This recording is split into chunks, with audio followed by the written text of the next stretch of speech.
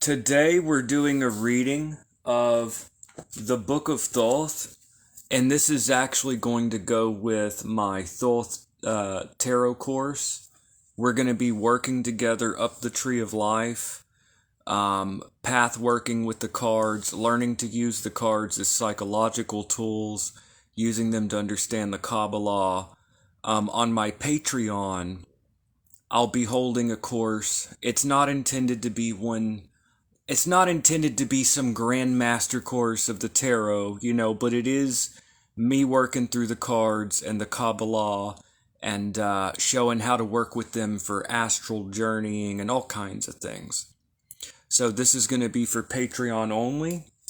However, for this course, you're going to need to get the Book of Thoth by Crowley. This will be absolutely required. It's not optional.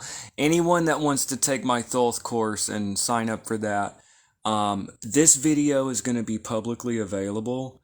However, if you want to take the course, it's going to be Patreon only. Okay?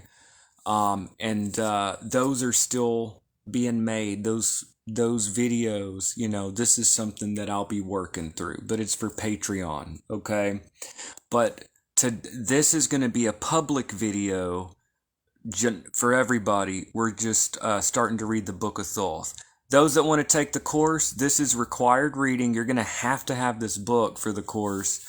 And in the link or in the description, I'll give a link. If you don't have a copy of this book, I'll give you a link to where you can buy it. And it's a commission link, so if you buy using my link, I do get a commission, and it helps to monetize my content. So anyways, here we go. So we're going to jump right into the reading. The Book of Thoth. This was written in 1944, 3 years before the death of Crowley, and this is the Book of Thoth by Aleister Crowley, or the Master Therion, written in 1944. This book, very important. This book specifically goes with this deck, okay? Very important. The book of the Thoth tarot deck specifically goes with this book, the Book of Thoth. Okay, Book of Thoth, Thoth Tarot by Aleister Crowley. It's pretty much useless without the other. I mean, you could read with them, but if you're trying to use it to understand the symbolism intended by the esoteric, if you're trying to use it, in that way, you need to have this book, the Book of Thoth. So, here we go. The Book of Thoth, a short essay, on the Tarot of the Egyptians, being the Equinox, Volume 3, Number 5, by the Master Therion, a.k.a. Aleister Crowley. The artist of the deck, by the way, is Lady Frida Harris, okay? So, here we go. Weal and Woe. This is from the Book of Lies.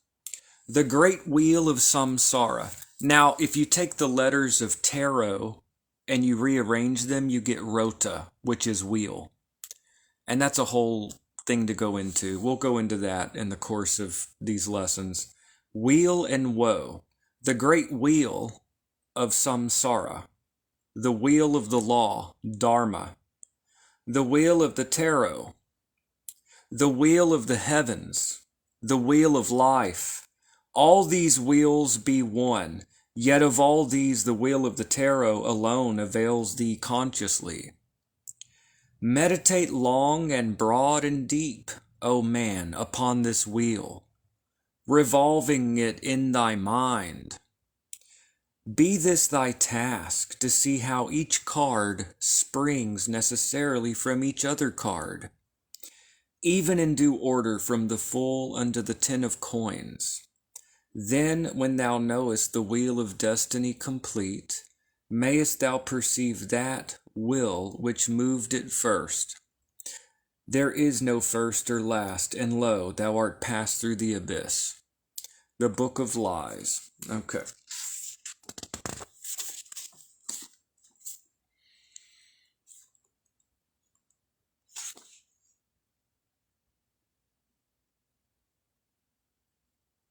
I'm trying to consider whether I should read,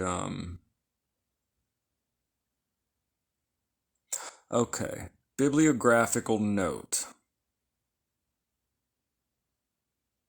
On the 18th of November, 1898, Era Vulgaris, Aleister Crowley was initiated into the Hermetic Order of the Golden Dawn. He took the motto Perdurabo, I shall endure to the end. In February of the following year, he attained the grade of Practicus and was accordingly entrusted with the secret attributions of the tarot, especially those of the Atu. Okay, it says here in a footnote, to trace his progress in the order will assist the reader to follow his work. He attained the grade of Adeptus Minor, 5 equals 6, Frater RR at AC, in January 1900 Era Vulgaris. That of Adeptus Major, 6 equals 5, taken the motto Ol Sonuf Vauresagi, in April 1904 Era Vulgaris.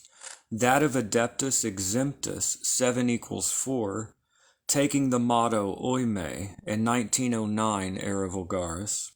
Frater AA, that of Magister Templi, 8 equals 3, on the 3rd of December 1910 Era Vulgaris.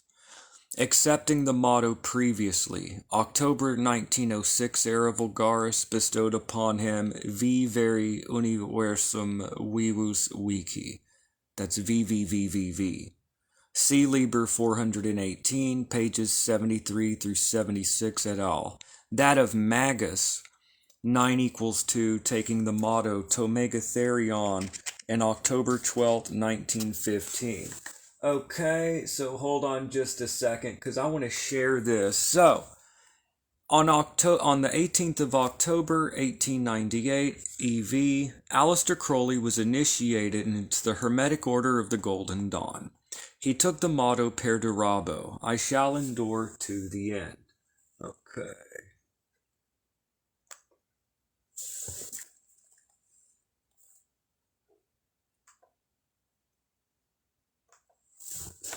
All right.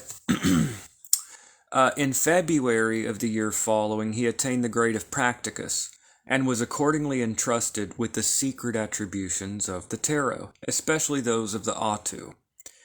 He worked daily on these manuscripts, for the most part under the personal instruction of G.H. Frater 7 equals 4 DDCF, that's Samuel Little McGregor Mathers, and very honored Fraters 5 equals 6 Yehi Or Alan Bennett, later Sayada Ananda Metea, and Volo Noscere George Cecil Jones, whom he would later form the AA with, as host or guest of one of these adepts. He continued these studies alone during his first voyage around the earth in search of the hidden wisdom.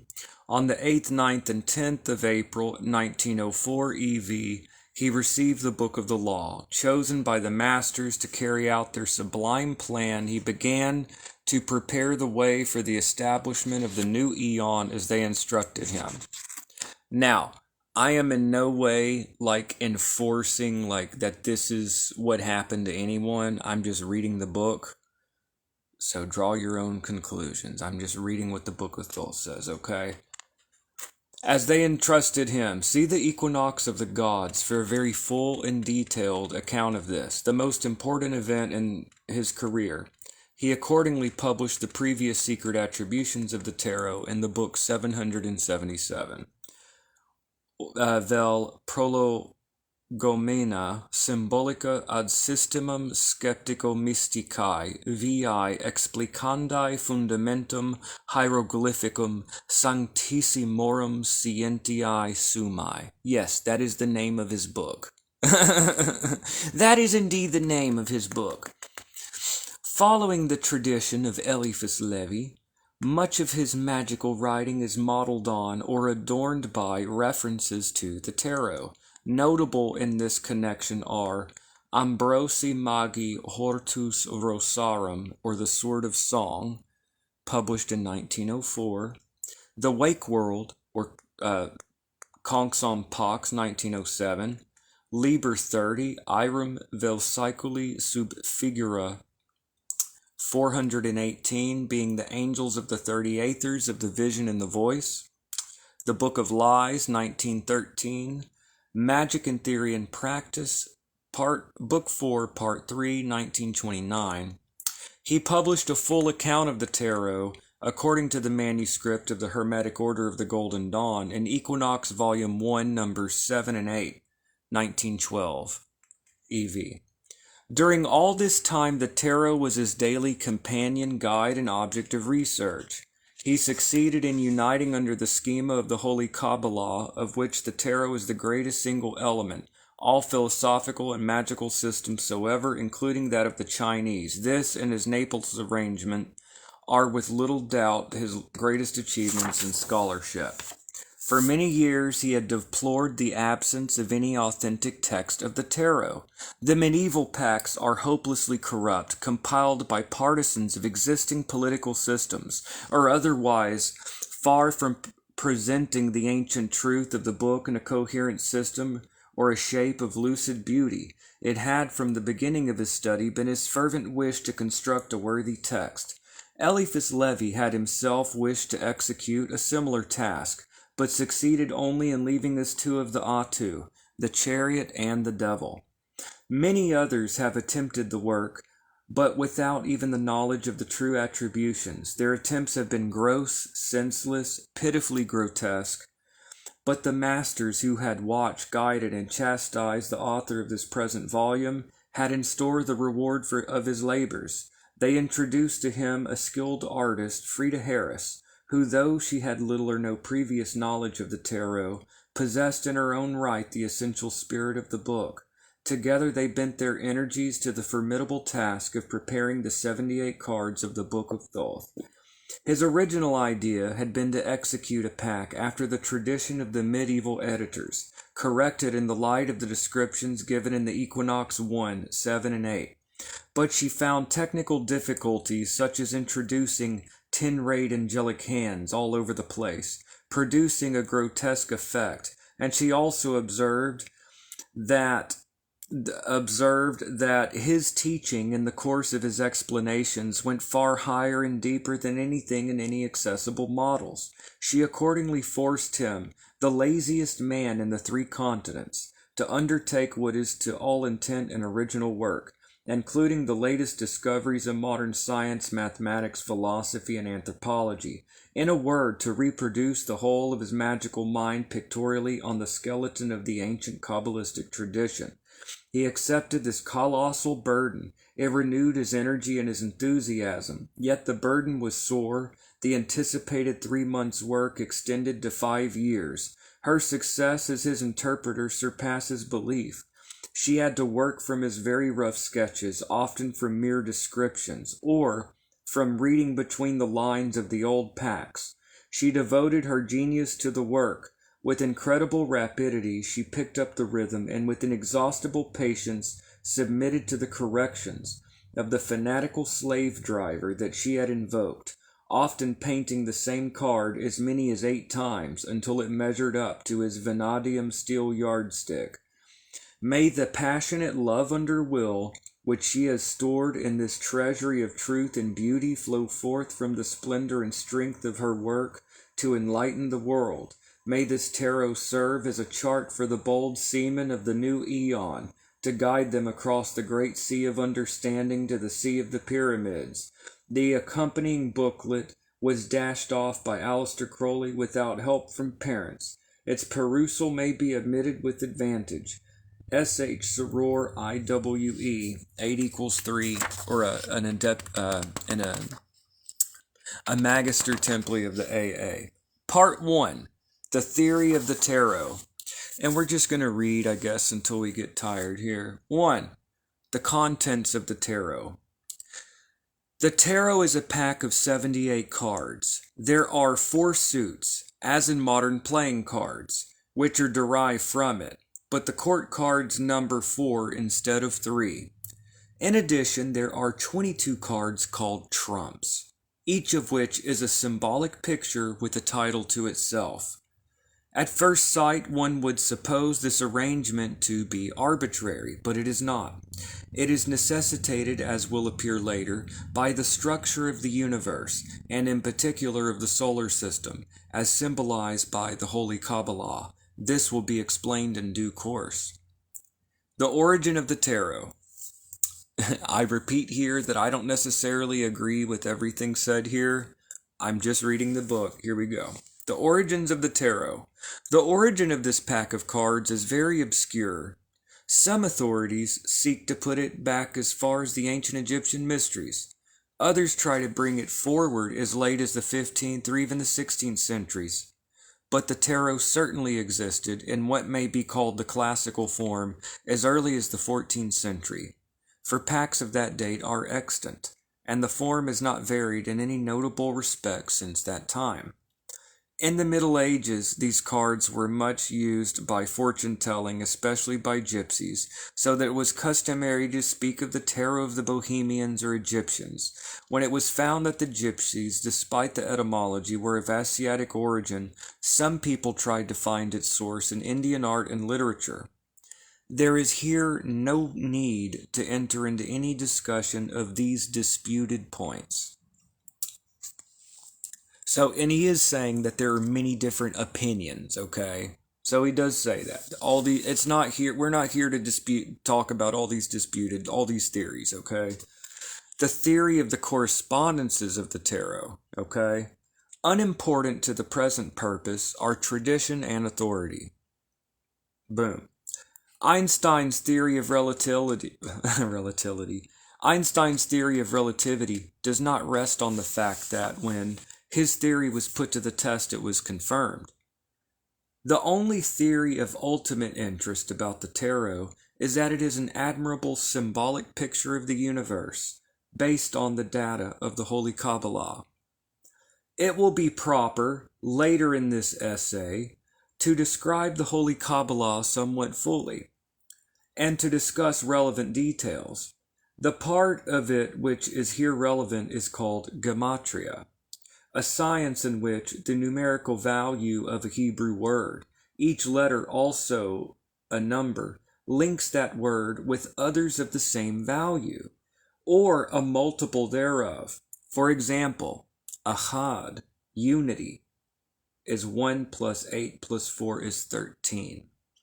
And ahaba, love, 1 plus 5 plus 2 plus 5 equals 13. What it's saying is that in Hebrew, letters are also numbers. So you can add up the letters. You can convert any of the letters into numbers and add up words. This is called gematria. And if you add up the letters in ahad, you get 13. And if you add up the letters for love, ahaba in Hebrew, you get 13. This fact is held to indicate the nature of unity is love. Then Yod-He-Vav-He, Jehovah, add up those, you get 26, which is 2 times 13. It's explaining the kind of rational, it's kind of explaining the way that Kabbalistic logic works, okay? Therefore, Jehovah is unity manifested in duality, okay? Because it's 2 times 13. 13 in Hebrew is echad or ahava, love or unity. And if you add up Yod-He-Vav-He, you get 26, which is 2 times 13. So following Kabbalistic logic, Jehovah is unity manifested in duality, okay? And so forth. One important interpretation of tarot is that it's just an example of Kabbalah. One important interpretation of tarot is that it is a notarikon of the Hebrew Torah. Like if you take the letters that make up tarot, if you rearrange the letters, you get Torah. Instead of tarot, you get Torah, the law. And if you rearrange the letters again, you get Troah, which in Hebrew means gate. So, and also if you rearrange them, you get Rota, wheel. Now, by the Yetziratic attribution, see the table at the end, this word may be read the universe, the newborn sun, 0. This is the true magical doctrine of Thelema, 0 equals 2. Also by gematria, The numerical value of Troa, gate, is 671, which is 61 times 11. Now 61 is ein, nothing or zero, and 11 is the number of magical expansion. In this way also, therefore, Troa announces that same dogma, the only satisfactory philosophical explanation of the cosmos, its origin, mode, and object. Complete mystery surrounds the question of the origin of this system. Any theory which satisfies the facts demands assumptions which are completely absurd. To explain it at all, one has to postulate in the obscure past a fantastic assembly of learned rabbins, who solemnly calculated all sorts of combinations of letters and numbers, and created the Hebrew language on this series of manipulations. This theory is plainly contrary not only to common sense, but to the facts of history, and to all that we know about the formation of language. Nevertheless, the evidence is equally strong that there is something, not a little of something, but a great deal of something, a something which excludes all reasonable theories of coincidence, and the correspondence between words and numbers. It is an undeniable fact that any given number is not merely one more than the previous number and one less than the subsequent number, but is an independent individual idea, a thing in itself, a spiritual, moral, and intellectual substance, not only as much as, but a great deal more than any human being. Its merely mathematical relations are indeed the laws of its being, but they do not constitute the number, any more than the chemical and physical laws of reaction in the human anatomy give a complete picture of a man. The evidence for the initiated tradition of the tarot. 1. Eliphas Levi and the tarot. Although the origins of the tarot are perfectly obscure, there is a very interesting piece of quite modern history well within the memory of living man, which is extremely significant and will be found, as the thesis develops, to sustain it in a very remarkable way. In the middle of the 19th century, there arose a very great Kabbalist and scholar, who still annoys dull people by his habit of diverting himself at their expense by making fools of them posthumously. His name was Alphonse Louis Constant, and he was an abbé of the Roman Church. For his nom de guerre, he translated his name into Hebrew, Eliphas Levi Zached, and he is very generally known as Eliphas Levi. Eliphas Levi was a philosopher and an artist. Besides being a supreme literary stylist and a practical joker of the variety called pince sans rire, and being an artist and a profound symbolist, he was immensely attracted by the tarot. While in England, he proposed to Kenneth Mackenzie, a famous occult scholar and high-grade Freemason, to reconstitute and issue a scientifically designed pack. In his works are new presentations by him of the trumps called the Chariot and the Devil. He seems to have understood that the tarot was actually a pictorial form of the Kabbalistic tree of life, which is the basis of the whole Kabbalah, so much so that he composed his works on this basis. He wished to write a complete treatise on magic. He divided his subject into two parts, theory and practice, which he called dogma and ritual. Each part has 22 chapters, one for each of the 22 trumps, and each chapter deals with the subject represented by the picture displayed by the trump. The importance of the accuracy of the correspondence will appear in due course. Here we come to a slight complication. The chapters correspond, but they correspond wrongly.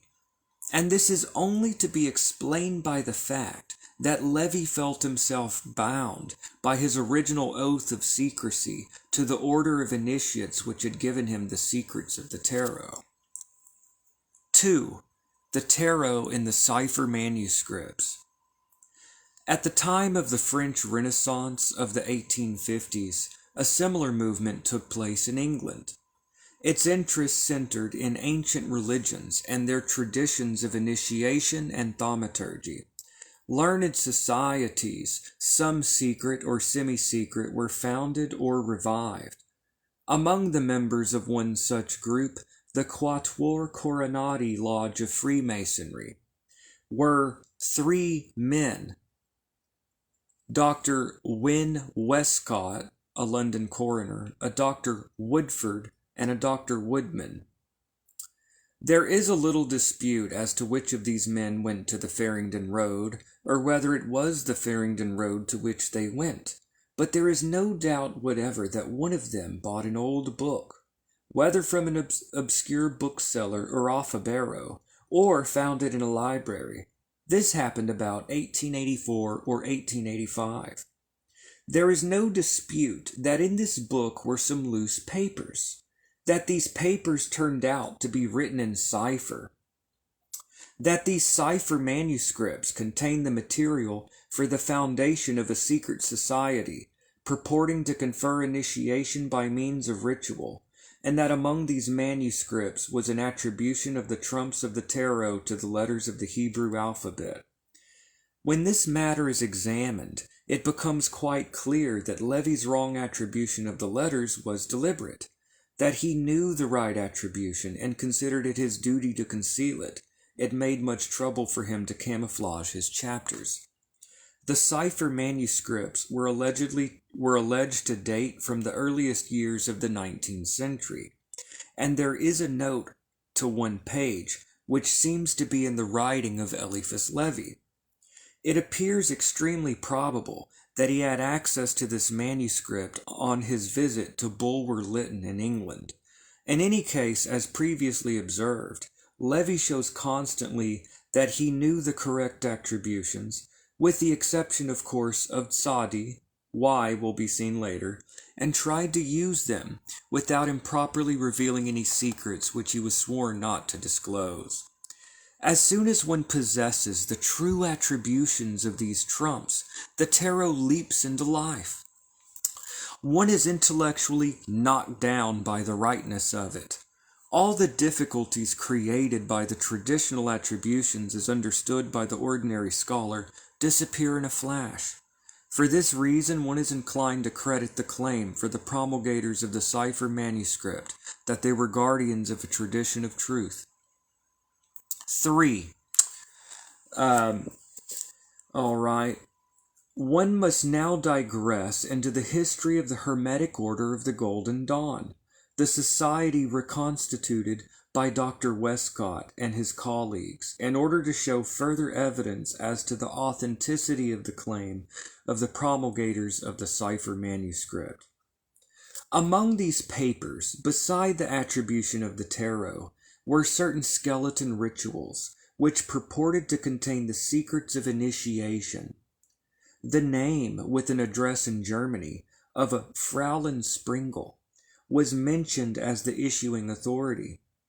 Dr. Westcott wrote to her, and with her permission, the Order of the Golden Dawn was founded in 1886. The Golden Dawn is merely a name for the outer or preliminary order of the RR at AC, Red Rose and Gold Cross, which is in its turn an external manifestation of the AA, which is the true order of masters. See Magic, pages 229 to 244.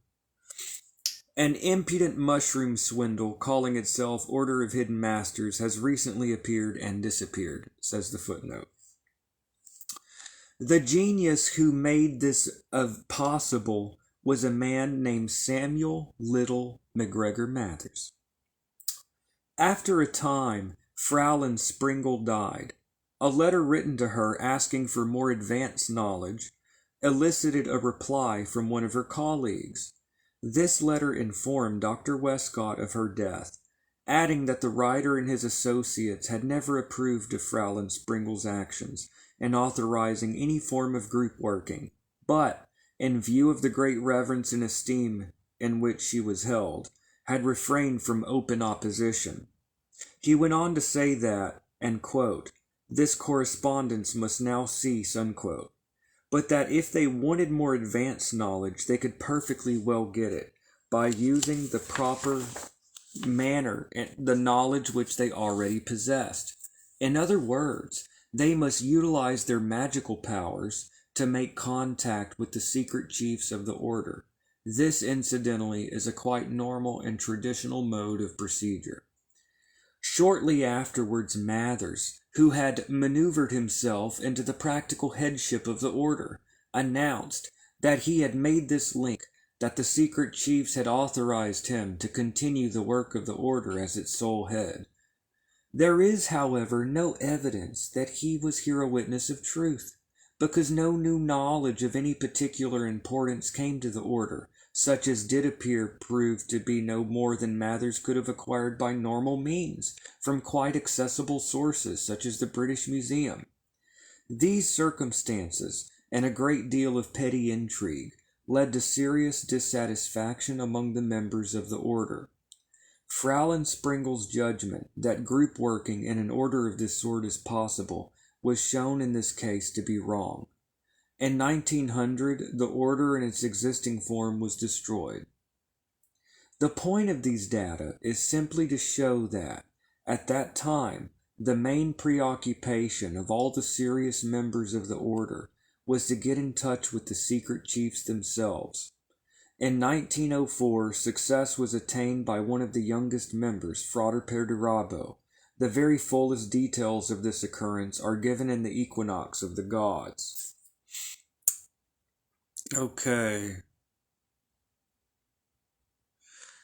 Consult especially pages 61 to 119. The message of this is a footnote. The message of the secret chiefs is given in the Book of the Law, which has been published privately for initiates and publicly in the Equinox, Volume 1, Number 7 and Number 10.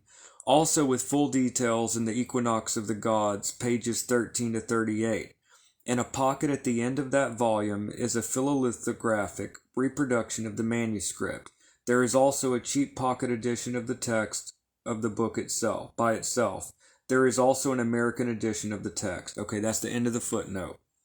It is not here useful to discuss the evidence which goes to establish the truth of this claim, but it is to be observed that it is internal evidence. It exists in the manuscript itself. It would make no difference if the statement of any of the persons concerned turned out to be false. 4. The nature of the evidence.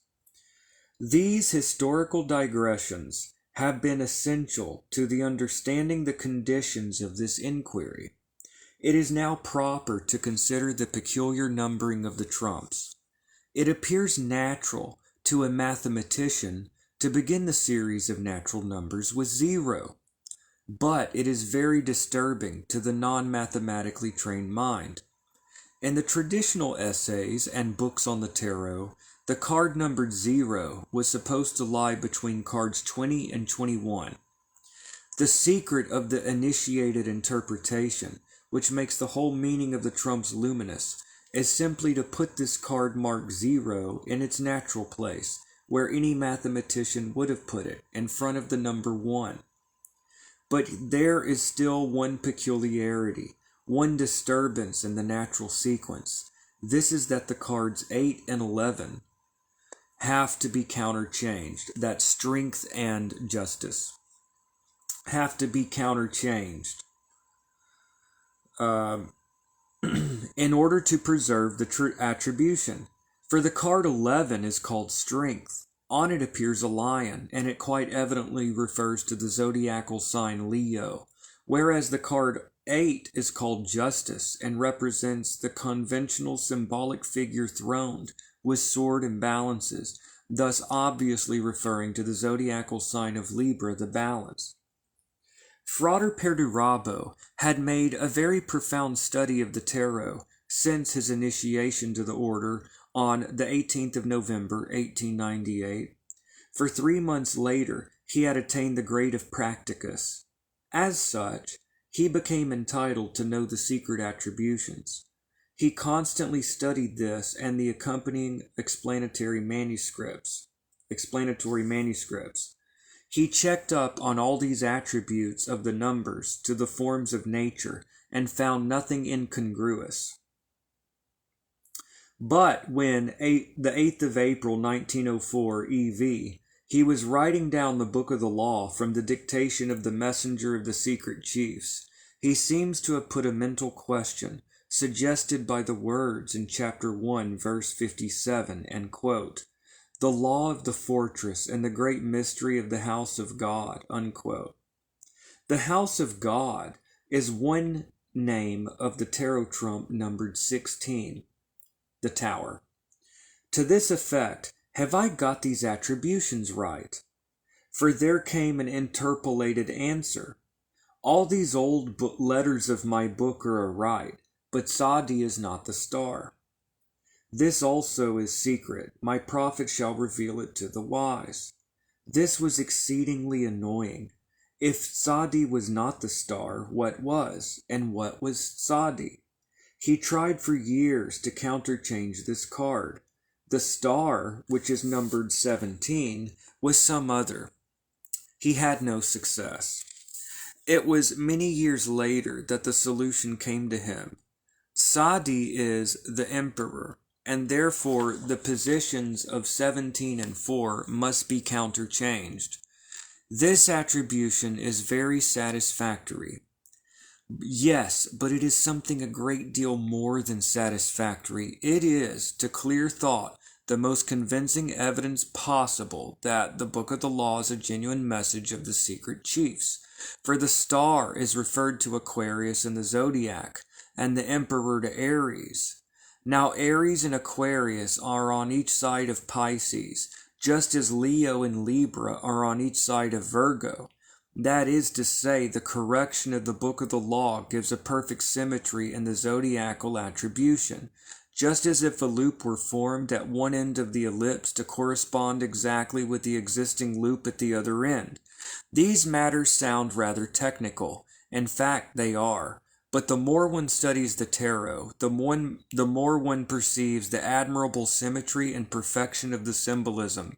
Yet even to the layman, it ought to be evident that balance and fitness are essential to any perfection, and the elucidation of these two tangles in the last 150 years is undoubtedly a very remarkable phenomenon. Okay, I want to pause a minute for my own commentary. And of course, from my own limited perspective, just as a seeker, but I'm going to pause a minute. And also, if any of y'all want to comment, we're going to do a quick pause. But I just wanted to explain what it's referring to. Okay. For Crowley, or for any of these, like, quote unquote, in this tradition, the tarot is seen as a picture book of initiation and the Kabbalah, and the tarot is seen as a picture book and as a tool of initiation and self-transformation and change, as I'm going to go deeper into in my Patreon tarot course, okay? But again, we're just reading this, but this is going to be this is a public video, but this is all ultimately going to my Patreon tarot course. We're going to use tarot for much more than divination. But what he's saying is, if you follow the Hebrew letters up the paths of the tree of life, you have to switch Tet, the Hebrew letters Tet and Lamed, in order to make it line up properly. And he was told that Sadi is not the star, and he claims that he spent 20 years trying to figure this out. And when it clicked, it made a loop on the other end of the zodiac, so that the zodiac has a type of loop over here where, so over here we have like strength and adjustment. And then over here we have the other two, okay? We have the emperor and the star. So these two are switched. So switching these over here makes a double loop. So it's just showing that there's now a balance in the zodiac with the tarot attributions. And that's basically it, okay? That's what it's saying. And again, I'm not saying that all this is true. I'm just reading the book, okay? But this is seen as a picture book, and it's saying that this is like a big correction in the system, that now the system clicks. So, okay, back to the reading. Does anyone have anything that you care to share at this point? If not, we'll continue with the reading. Okay, the summary of the questions hitherto discussed. 1. The origin of the tarot is quite irrelevant. Even if it were certain, it must stand or fall as a system on its own merits. I love that. Okay. I want to read that again. The origin of the tarot is quite irrelevant. Even if it were certain, it must stand or fall as a system on its own merits. 2. It is beyond doubt a deliberate attempt to represent in pictorial form the doctrines of the Kabbalah. 3. The evidence for this is very much like the evidence brought forward by a person doing a crossword puzzle. He knows from the across clues that his word is SCRUN blank H. So it is certain beyond error that the blank must be a C to spell scrunch. 4. These attributions are in one sense a conventional symbolic map. Such could be invented by some person or persons of great artistic imagination and ingenuity, combined with almost unthinkably great scholarship and philosophical clarity. 5. Such persons, however eminent we may suppose them to have been, are not quite capable of making a system so abstruse in its entirety without the assistance of superiors whose mental processes were or are pertaining to a higher dimension. One might take by way of an analogy the game of chess. Chess has developed from very simple beginnings. It was a mimic battle for tired warriors, but the subtleties of the modern game, which have now, thanks to Richard Redi, gone quite beyond the calculation into the world of aesthetic creation, were latent in the original design. The originators of the game were building better than they knew. It is, of course, possible to argue that these subtleties have arisen in the course of the development of the game, and indeed it is quite clear, historically, that the early players whose games are on record had no conscious conception of anything beyond a variety of rather crude and elementary stratagems. It is quite possible to argue that the game of chess is merely one of a number of games which had developed, that is, merely by while other games died out because of some accident. One can argue that it is merely by chance that modern chess was latent in the original game. The theory of inspiration is really very much simpler, and it accounts for the facts without violation of the law of parsimony. 2. The Tarot and the Holy Kabbalah. I'm just going to keep reading. Let me see what we got here. I'm going to keep reading. If anybody wants to jump in and,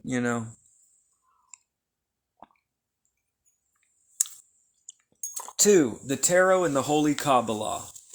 Once again, on my Patreon, I'm going to be gradually working through the cards, and this is really just this is a public video, but it's preparation for what I'm going to be having on my Patreon. And it helps to finance my channel, so I can really focus on putting information out there for people. I'm able to focus on putting information out there because I'm monetizing my content. So, Patreon, it's $10 a month. So whoever wants to support my Patreon, that supports my work, it's basically a cup of coffee. A cup of coffee a month. But, 400 subscribers, that's $4,000 a month. It's conceivable. This is how I'm financing, where I'm really just going to punch out information. I'm able to provide content, because of these types of things. So I really appreciate my Patreon subscribers. It really means a lot. And, anyways, I'm going to have to really show appreciation. I'm going to work like a tarot course, but really go in depth through each card. But not just that, but we're going to work through the cards to do like astral projection, do like inner like shadow work and psychology, all kinds of stuff, okay? And it's going to be like not just new age fluff. It's going to be based also like we're going to go back to the sources and the text, you know. It's going to be good. You know, I don't claim to be like some, you know, have perfect knowledge of all aspects. Of course not. None of us do. But I think it'll be very enlightening, and I'm excited to go on this journey with my Patreon subscribers. And but this is public video. If you are taking my Patreon course, be sure and get this book. This book is required. It's not optional. It is required. This book, once again, goes with this tarot deck. So the Thoth tarot deck is the specific deck for the course, and this is the book, Book of Thoth. This is the book, the Book of Thoth goes with the Thoth tarot, okay? And anyways, I've got a link to, if people want to buy a copy of this book, it's a commission link, and I do get a commission off that on Amazon. Anyways, back to this. 2. Let's continue our reading, y'all. Enough shameless, shameless, whatever. Self-promotion. 2. The Tarot and the Holy Kabbalah. Eric jumped on here just in time, getting in some Kabbalah. Don't run away, Eric. We're going to do this, y'all. The Tarot and the Holy Kabbalah. The next issue is the Holy Kabbalah. This is a very simple subject. Yeah, right. And presents no difficulties to the ordinary intelligent mind. There are 10 numbers in the decimal system. 10 numbers in the decimal system. And there is a genuine reason why there should be 10 numbers, and only 10, in a numerical system which is not merely mathematical, but philosophical. It is necessary at this point to introduce the Naples arrangement. But first of all, one must understand the pictorial representation of the universe given by the Holy Kabbalah. This picture represents the Tree of Life, which is a map of the universe. One must begin, as a mathematician would, with the idea of zero, absolute zero, which turns out on examination to mean any quantity that one may choose. But not, as the layman may at first suppose, nothing. In the absence of anything vulgar sense of the word. See Bereshit, Paris 1902. The Naples arrangement. The Kabbalists expanded this idea of nothing, and got a second kind of nothing which they called Ein Sof, without limit. This idea seems not unlike that of space. They then decided that in order to interpret this mere absence of any means of definition, it was necessary to postulate the Ein Sof, or the limitless light. By this they seem to have meant very much what the late Victorian men of science meant, or thought that they meant, by the luminous ether, the space-time continuum. All this is evidently without form and void. These are of abstract conditions, not positive ideas. The next step must be the idea of position. One must formulate this thesis. If there is anything except nothing, it must exist within the boundless light, within this space, within this inconceivable nothingness which cannot exist as nothingness, but has to be conceived of as a nothingness composed of the annihilation of two imaginary opposites. Thus appears the point, which has neither parts nor magnitude, but only position. But position does not mean anything at all unless there is something else, some other position with it, which it can be compared. One has to describe it. The only way to do this is to have another point, and that means that one must invent the number 2, making possible the line. But this line does not really mean very much, because there is yet no measure of length. The limit of knowledge at this stage is that there are two things in order to be able to talk about them at all, but one cannot say that they are near each other or that they are far apart. One can only say that they are distant. In order to discriminate between them at all, there must be a third thing. We must have another point. One must invent the surface. One must invent the triangle. And think of the triangle as like manifestation. Just throwing that out there. A symbol of like making, And doing this incidentally appears the whole of plane geometry. One can now say A is nearer to B than A is to C. But so far there is no substance to any of these ideas.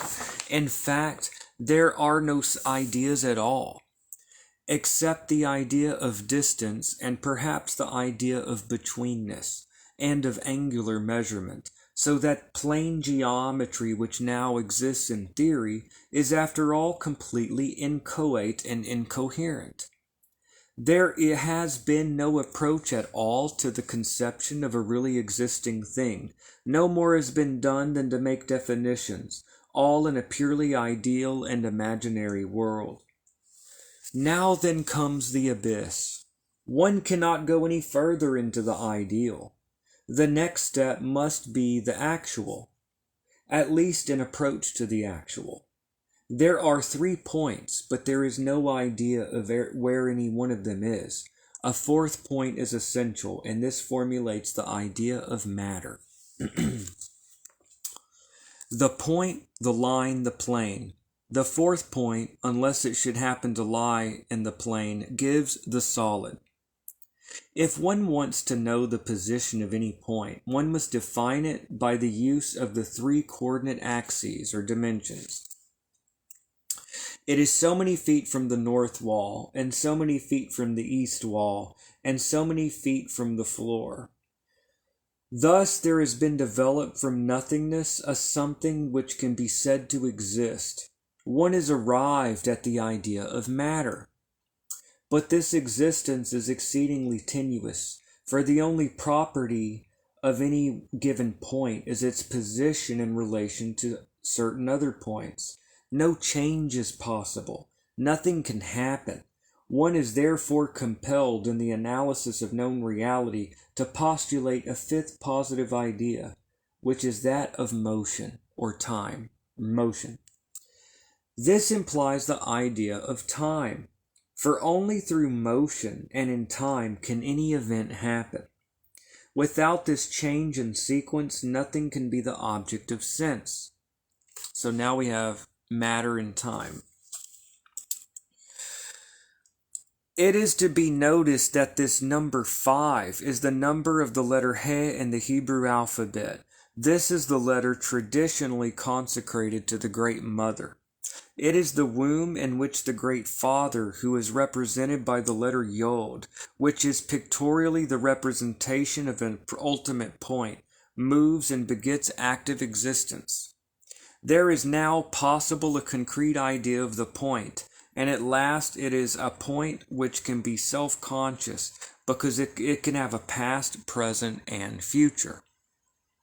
It is able to define itself in terms of the previous ideas. Here is the number 6, the center of the system, self-consciousness capable of experience. Tiferet. At this stage, it is convenient to turn away for a moment from the strictly Kabbalistic symbolism. The doctrine of the next 3 numbers, to some minds at least, is not very clearly expressed. One must look to the Vedanta system for a more lucid interpretation of the numbers 7, 8, and 9, although they correspond very closely with the Kabbalistic ideas. In the Hindu analysis of existence, the rishis or sages postulate 3 qualities: Sat, the essence of being itself; Chit, thought or intellection; and Ananda, usually translated bliss, the pleasure experienced by being in the course of events. This ecstasy is evidently the exciting cause of the mobility of pure existence. It explains the assumption of imperfection on the part of perfection. The absolute would be nothing, would remain in the condition of nothingness. Therefore, in order to be conscious of its possibilities and to enjoy them, it must explore these possibilities. One may here insert a parallel statement of this doctrine from the document called the Book of the Great Auk, to enable the student to consider the position from the standpoint of two different minds. All elements must at one time have been separate. That would be the case with great heat. Now, when the atoms get to the sun, we get that immense extreme heat, and all the elements are themselves again. Imagine that each atom of each element possesses the memory of all his adventures in combination. By the way, that atom fortified with memory would not be the same atom, yet it is, because it has gained nothing from anywhere except this memory. Therefore, by the lapse of time and by virtue of memory, a thing could become something more than itself. Thus, a real development is possible.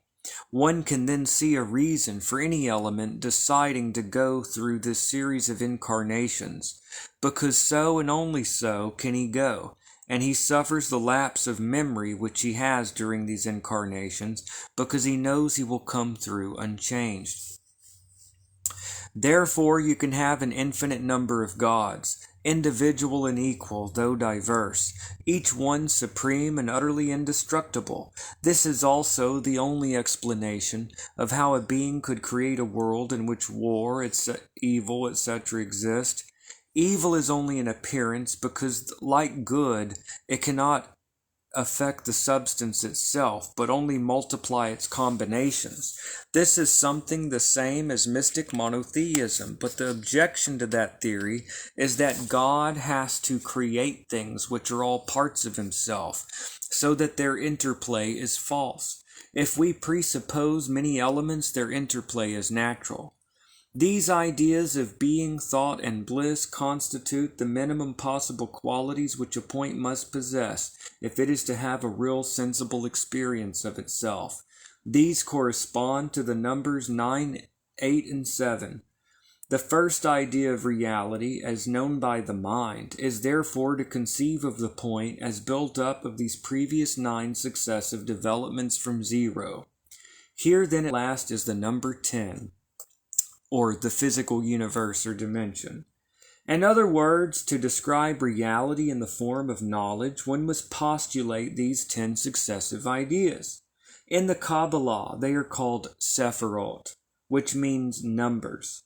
As will be seen later, each number has a significance of its own. Each corresponds with all phenomena in such a way that their arrangement in the tree of life, as shown in the diagrams, pages 266, 268, 270, is a map of the universe. These 10 numbers are represented in the tarot by the 40 small cards. Okay. The tarot and the formula of tetragrammaton. What then are the court cards? This question involves another aspect of the system of development. What was the first mental process? Obliged to describe nothing, the only way to do so without destroying its integrity was to represent it as the union of a plus something with an equivalent minus something. One may call these two ideas the active and passive, the father and mother. But although the father and mother can make a perfect union, then by returning to zero, which is a retrogression, they can also go forward into matter, so that their union produces a son and a daughter. The idea works out in practice as a method of describing how the union of any two things produces a third thing which is neither of them. The simplest illustration is in chemistry. If we take hydrogen gas and chlorine gas and pass an electric spark through them, an explosion takes place, and hydrochloric acid is produced. Here we have a positive substance, which may be called the son of the marriage of these elements, and is an advance into matter. But also, in the ecstasy of the union, light and heat are disengaged.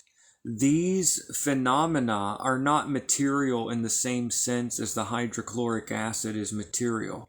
This product of the union is therefore of a spiritual nature and corresponds to the daughter. In the language of the alchemists, these phenomena were classified for convenience under the figure of 4 elements. Fire, the purest and most active, corresponds to the father. Water, still pure but passive, is the mother. Their union results in an element partaking of both natures, yet distinct from either, and this they called air. One must constantly remember that the terms used by ancient and medieval philosophers do not mean at all what they mean nowadays. Water does not mean to them the chemical compound H2O. It is an intensely abstract idea and exists everywhere. The ductility of iron is a watery quality. The footnote. Its magnetic virtue similarly is fiery. Its conductivity is airy. Its weight and hardness earthy. Yet weight is but a function of the curvature of the space-time continuum. Earth is the throne of spirit. And that's the end of the footnote. Where was I? The word element does not mean a chemical element. It means a set of ideas. It summarizes certain qualities or properties. It seems hardly possible to define these terms in such a way as to make their meaning clear to the student. He must discover for himself by constant practice what they mean to him. It does not even follow that he will arrive at the same ideas. He does not mean that one mind is right and the other wrong, because each one of us has his own universe, all to himself, and it is not the same as anybody else's universe. The moon that A sees is not the moon that B, standing by him, sees. In this case, the difference is so infinitesimal that it does not exist in practice, yet there is a difference. But if A see, okay. In this case, the difference is so, okay, let me go back. It seems hardly possible to define these terms in such a way as to make their meaning clear to the student. We must discover for himself by constant practice what they mean to him. It does not even follow that he will arrive at the same ideas. This will not mean that one mind is right and the other wrong, because each one of us has his own universe all to himself, as it is not the same as anybody else's universe. The moon that A sees is not the moon that B sees, that B standing by him sees. In this case, the difference is so infinitesimal that it does not exist in practice, yet there is a difference. But if A and B look at a picture in a gallery, it is very much not the same picture to both, because A's mind has been trained to observe it by his experience of thousands of other pictures. B has probably seen an entirely different set of pictures. Their experiences will coincide only in the matter of a few well-known pictures. Besides this, their minds are essentially different in many other ways. So if A dislikes Van Gogh, B pities him. If C admires Bergerac, D shrugs his shoulders. There is no right or wrong about any matter whatsoever. This is true even in the matter of the strictest science. The scientific description of an object is universally true, and yet it is not completely true for any single observer. The phenomenon called the daughter is ambiguous. It has been explained above as the spiritual ingredient and the result of the marriage of the father and the mother, but this is only one interpretation. The tarot and the elements. The ancients conceived of fire, water, and air as pure elements. They were connected with the 3 qualities of being, knowledge, and bliss previously mentioned. They also correspond with what the Hindus called the 3 gunas, sattvas, rajas, and tamas. which may be translated roughly as calm activity and slothful darkness. The alchemists had three similar principles of energy, of which all existing phenomena are composed: sulfur, mercury, and salt. This sulfur is activity, energy, desire. Mercury is fluidity, intelligence, the power of transmission. Salt is the vehicle of these two forms of energy, but itself possesses qualities which react on them. The student must keep in his mind all these tripartite classifications. In some cases, one set will be more useful than others. For the moment, concentrate on the fire, water, air series. These elements are represented in the Hebrew alphabet by the letters Shin, Mem, and Aleph. The Kabbalists call them the three mother letters. In this particular group, the three elements concerned are completely spiritual forms of pure energy. They can only manifest in sensible experience by impinging upon the senses, crystallizing out in a fourth element which they call earth, represented by the last letter of the alphabet Tau. This then is another quite different interpretation of the idea of the daughter, which is here considered as a pendant to the triangle. It is the number 10 suspended from the 7, 8, 9 in the diagram. These two interpretations must be kept in mind simultaneously.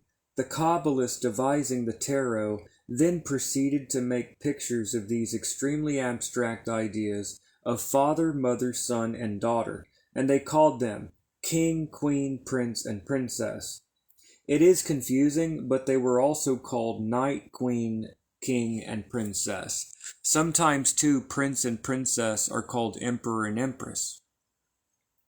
The reason for this confusion is connected with the doctrine of the fool of the tarot, the legendary wanderer, who wins the king's daughter, a legend which is connected with the old and exceedingly wise plan of choosing the successor to a king by his ability to win the princess from all competitors. Fraser's Golden Bow is the authority on this subject. It has been thought better for the present pact to adopt the terms knight, queen, prince, and princess to represent the series father, mother, son, daughter, because the doctrine involved, which is extraordinarily complex and difficult, demands it. The father is knight because he is represented as riding on a horse. It may make it more clear to describe the two main systems, the Hebrew and the pagan, as if they were and had always been concrete and separate. The Hebrew system is straightforward and irreversible. It postulates father and mother from whose union issue son and daughter. There an end.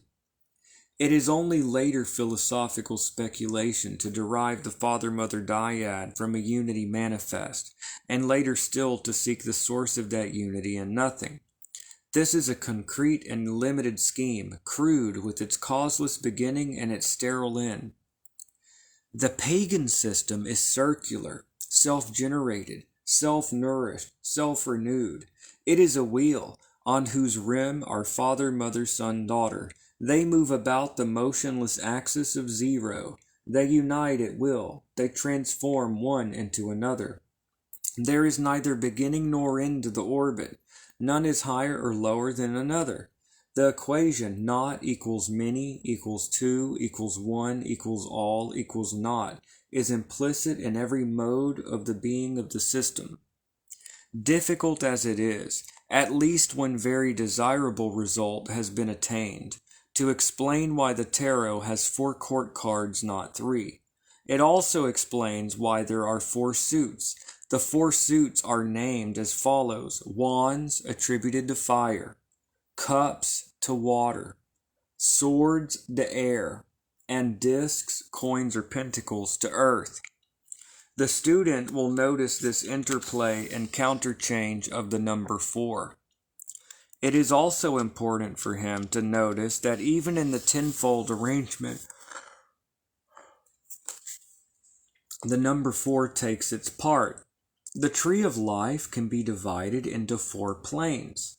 The number 1 corresponds to fire, numbers 2 and 3 to water, numbers 4 to 9 to air, and the number 10 to earth. This division corresponds to the analysis of man. The number 1 is his spiritual essence without quality or quantity. The numbers 2 and 3 represent his creative and transmissive powers, his virility and his intelligence.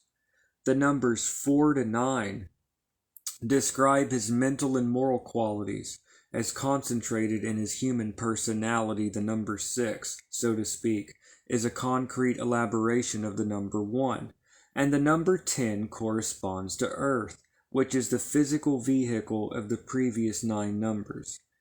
The names of these parts of the soul are 1. Yehida, 2 and 3, Chia and Neshama, 4 to 9, Ruach, and lastly 10, the Nefesh.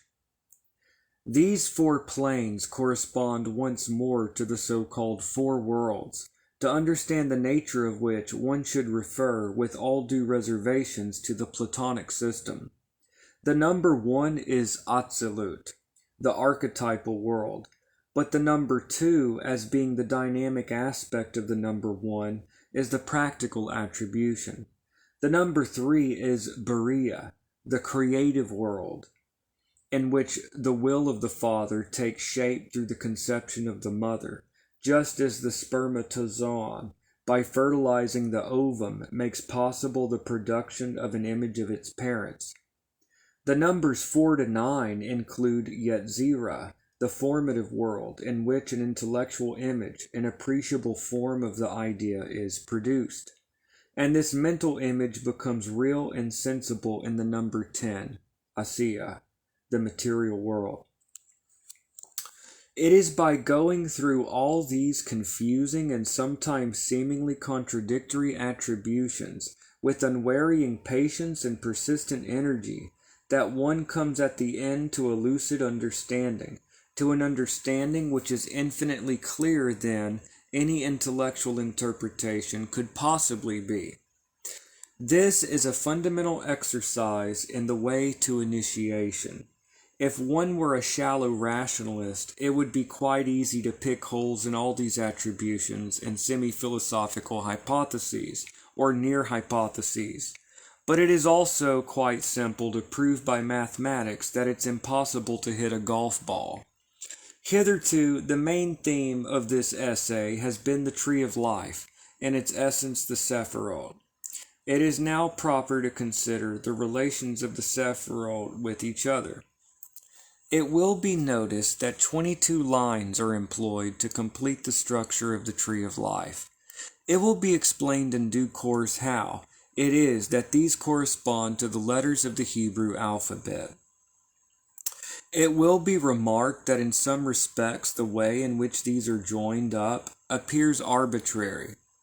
Notably, there is an equilateral triangle, which one would think would be a natural basis for the operations of philosophy, consisting of the numbers 1, 4, and 5. But there are no lines joining 1 and 4, or 1 and 5. This is not an accident. Nowhere in the figure is there an erect equilateral triangle, although there are 3 equilateral triangles with the apex downwards. This is because of the original formula, Father, Mother, Son, which is 3 times repeated in a descending scale of simplicity and spirituality. The number 1 is above these triangles, because it is an integration of 0, and depends from the triple veil of the negative. Now the Sephiroth, which are emanations of the number 1, as already shown, are things in themselves. In nature,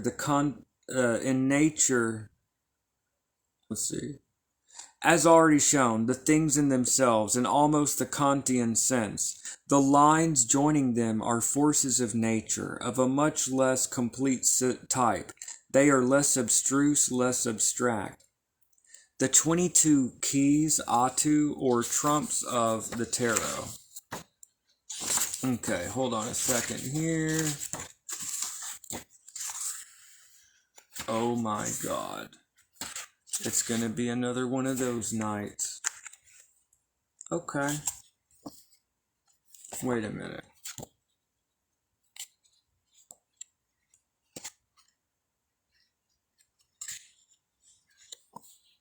Oh yeah, we got a little work ahead of us. It's okay. We got this. The 22 keys, Atu, or trumps of the tarot. Here now is an excellent example of the all-pervading doctrine of equilibrium. The equation always reads ax squared plus bx plus x equals 0.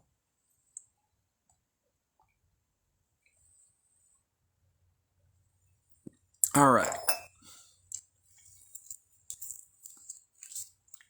If it does not equal 0, it is not an equation.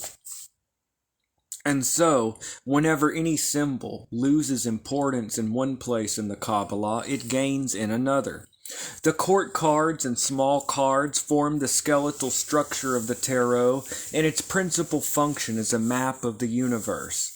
But for the special significance of the pack as a key to magical formulae, the 22 trumps acquire a peculiar importance. To what symbols are they attributed? They cannot be related identically with any of the essential ideas. They cannot be related identically with any of the essential ideas because that place is taken by the cards from 1 to 10. They cannot represent primarily the father, mother, son, daughter complex in its fullness because the court cards have already taken that position. They are attributed as follows. The 3 mother letters, Shin, Mem, and Aleph, represent the 3 active elements. The 7 so-called double letters, Beit, Gimel, Dalet, Kaf, Pe, Resh, and Tau, represent the 7 sacred planets. The remaining 12 letters, He, Vav, Zayin, Chet, Tet, Yod, Lamed, Nun, Samik, Ayin, Sadi, and Kof, represent the 12 signs of the zodiac. So, I'm going to comment real quick. This is like the Sefer Yetzirah. You got 3 mother letters, 7 doubles, 12 simples, which correspond to the 3 elements, 7 planets, 12 zodiac signs. Okay. There is a slight clotting or overlapping in this arrangement. The letter Shin has to do duty for both fire and spirit, in very much the same way as the number 2 partakes of the nature of the number 1, and the letter Tau represents both Saturn and the element of earth. And these difficulties there is a doctrine. But one cannot dismiss these 22 letters thus casually. The stone that the builders rejected becomes the head of the corner. These 22 cards acquire a personality of their own, a very curious personality. It would be quite wrong to say that they represent a complete universe. They seem to represent certain rather curious phases of the universe. They do not seem essential factors in the structure of the universe. They change from time to time in their relation to current events. A glance at the list of their titles seems to show no longer the strictly philosophical and scientific spirit of austere classification that is found in the other cards. There leaps at us the language of the artist. These names are the Fool, the Juggler, the High Priestess, the Empress, the Emperor, the Hierophant, the Lovers, the Chariot, Lust, the Wheel of Fortune, Adjustment, the Hanged Man, Death, Art, the Devil, the House of God, the Star, the Moon, the Sun, the Eon, and the Universe. Obviously, these are not plain, straightforward, symbolic representations of the signs, elements, and planets concerned. They are rather hieroglyphs of peculiar mysteries connected with each. One may begin to suspect that the tarot is not a mere straightforward representation of the universe in an impersonal way of the system of the I Ching. The tarot is beginning to look like propaganda. It is as if the secret chiefs of the great order, which is the guardian of the destinies of the human race, had wished to put forward certain particular aspects of the universe, to establish certain especial doctrines, to declare certain modes of working, proper to the existing political situations. They differ somewhat as a literary composition differs from a dictionary. It has been very fortunate, but quite unavoidable, to be obliged to go so far into argument, that this argument has involved so many digressions as a preliminary to a straightforward description of the pack.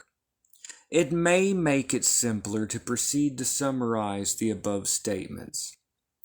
Here is a simple statement of the plan of the Tree of Life.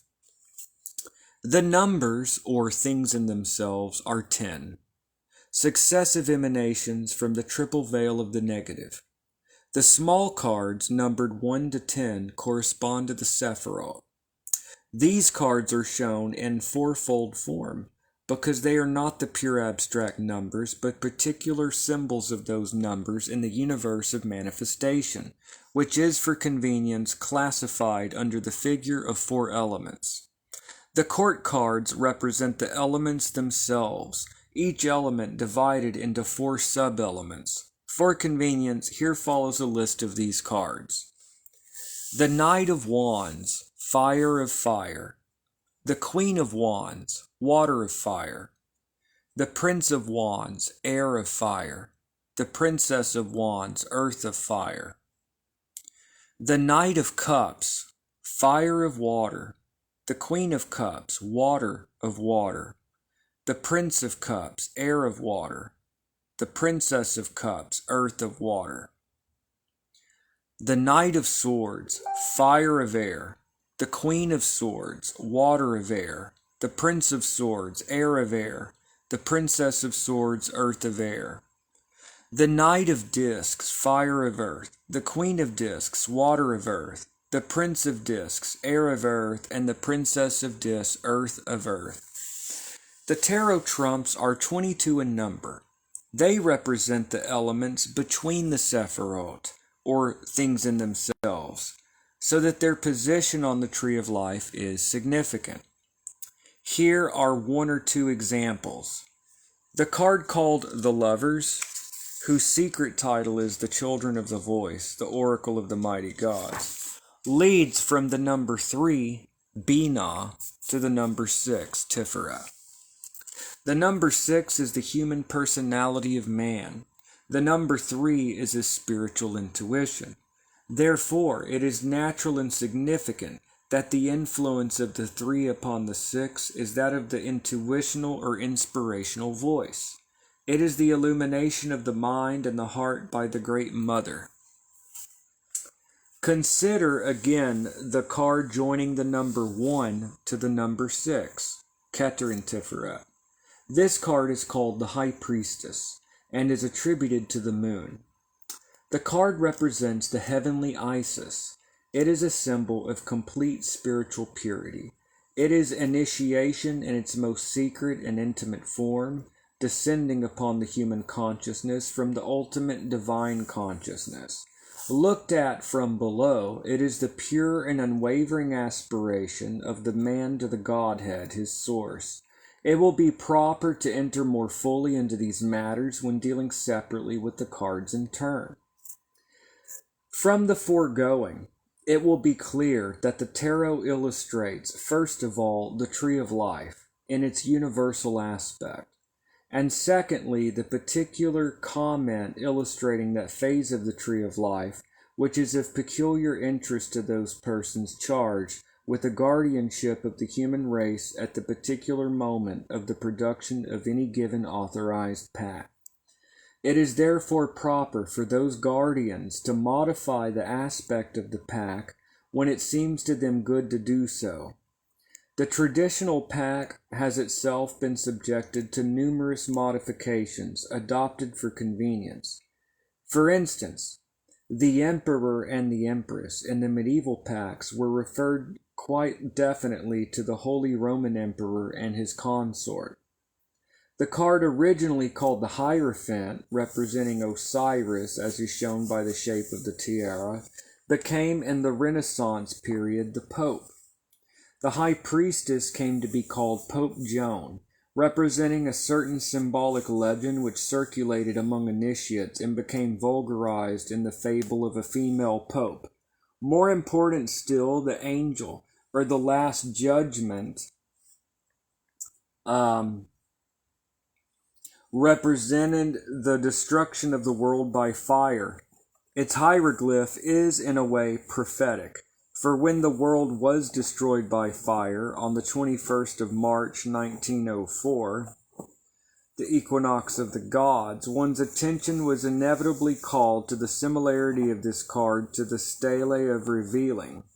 This being the beginning of the new eon, it has seemed more fitting to show the beginning of the eon, for all that is known about the next eon, due in 2,000 years' time, is that its symbol is the double-wanded one. The footnote says the reference is to Mont Themis, the Lady of the Balance. But the new eon has produced such fantastic changes in the settled order of things that it would be evidently absurd to attempt to carry on the outworn traditions. The rituals of the old time are black. It has consequently been the endeavor of the present scribe to preserve those essential features of the tarot which are independent of the periodic changes of the eon, while bringing up to date those dogmatic and artistic features of the tarot which have become unintelligible. The art of progress is to keep intact the eternal, yet to adapt an advance guard, perhaps in some cases almost revolutionary position in respect of such accidents which are subject to the empire of time. 3. The Tarot and the Universe. The tarot is a pictorial representation of the forces of nature, as conceived by the ancients according to a conventional symbolism. The sun is a star. Around him revolve a number of bodies called planets, including the moon, a satellite of the earth. These bodies revolve in one direction only. The solar system is not a sphere, but a wheel. The planets do not remain in exact alignment, but swing to a certain comparatively small extent from one side of the true plane to the other. Their orbits are elliptical. The ancients imagined this wheel very much more clearly than modern minds are wont to do. They paid particular attention to the imaginary rim. Within the limits of this rim, they conceived that the fixed stars beyond were in a special way connected with the apparent motion of the sun. This rim or belt of the wheel they called the zodiac.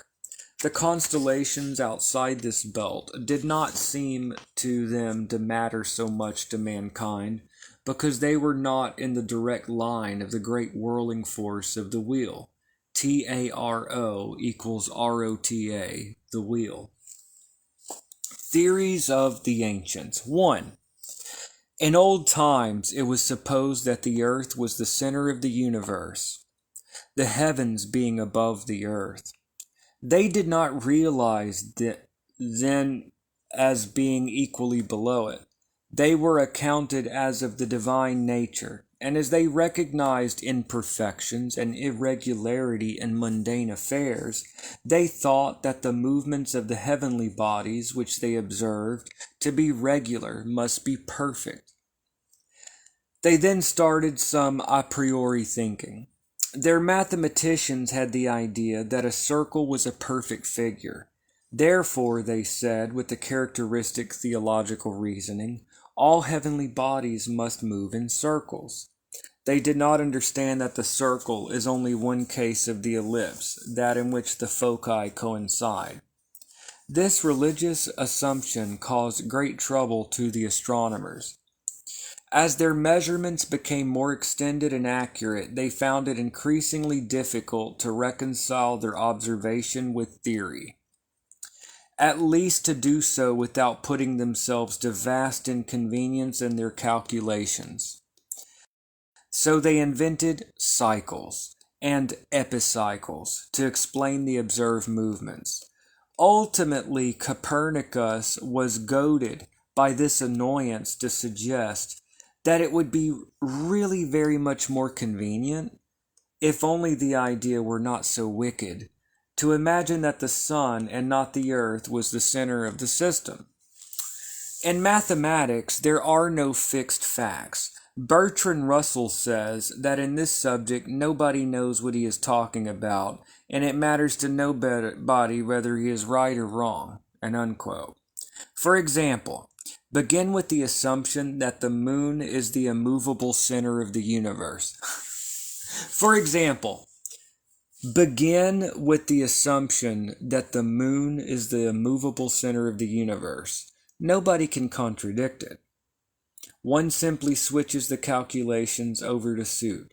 The practical objection to this is that it would not facilitate the work of navigators. It is important to have this idea in one's mind, because otherwise one fails to grasp the whole spirit of modern science philosophy. It does not aim at truth. It does not conceive of truth in any ordinary sense of the word as possible. It aims at maximum convenience. 2. To return to the picture of the solar system, the sun is the hub of the wheel. The outermost planet is on its rim and beyond, but laterally within that rim are the 12 constellations of the zodiac. Why 12? The first rough division of the circle is into 4, according to the observed seasons. This choice may also have been influenced by the division of the elements into 4: fire, air, water, earth. These do not mean the objects now understood by these words, as explained above. Perhaps because they thought it necessary to introduce so sacred a number as 3 into everything heavenly, or else because the observed constellations happen to be naturally divided into 12 groups. They divided the zodiac into 12 signs, 3 to each season. The influence of the sun upon the earth was observed to change as he passed through the signs. So did quite simple things like the measure of time between sunrise and sunset. When one says that the sun enters the sign of Aries, one means that if a straight line were drawn from the earth to the sun and prolonged to the stars, that line would pass through the beginning of that constellation. Suppose, for instance, that one observes the full moon on the first day of spring. One will be able to see behind her the stars of the beginning of Libra, the sign opposite to Aries. It was observed that the moon took approximately 28 days to pass from full to full, and to each day was assigned what was called a mansion. Her mysterious influence was supposed to change in each mansion. This theory does not enter directly into the tarot, but it must be mentioned to help to clear up a certain confusion which is about to complicate the question. 3. Early astronomers calculated that the sun took 360 days to go around the zodiac. This was a closely guarded secret of the learned, so they concealed it in the divine name Mithras, which adds up, according to Greek convention. M is 40, I is 10, T is 9, R is 100, A is 1, S or sigma is 200 to 360. If you add up the letters in Mithras, you get 360. Better observation showed 365 days, to be more accurate. So they decided to call it Abraxas. A, in Greek gematria, alpha is 1, beta is 2, Re is 100, alpha is 1, key is 60, or the X is 60, lambda is 1, sigma is 200. So Abraxas equals 365.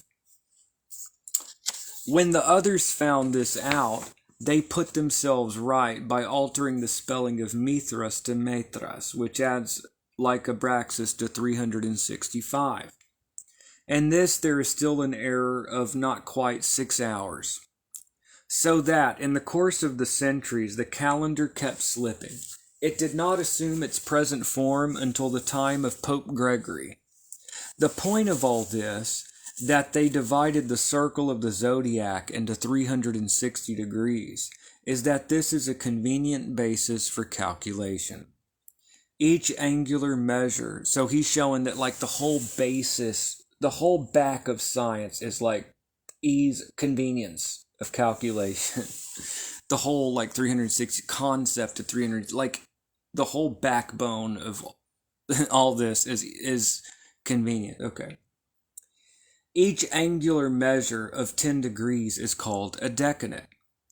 Of these, there are thus 36, dividing each sign of the zodiac into 3 sections.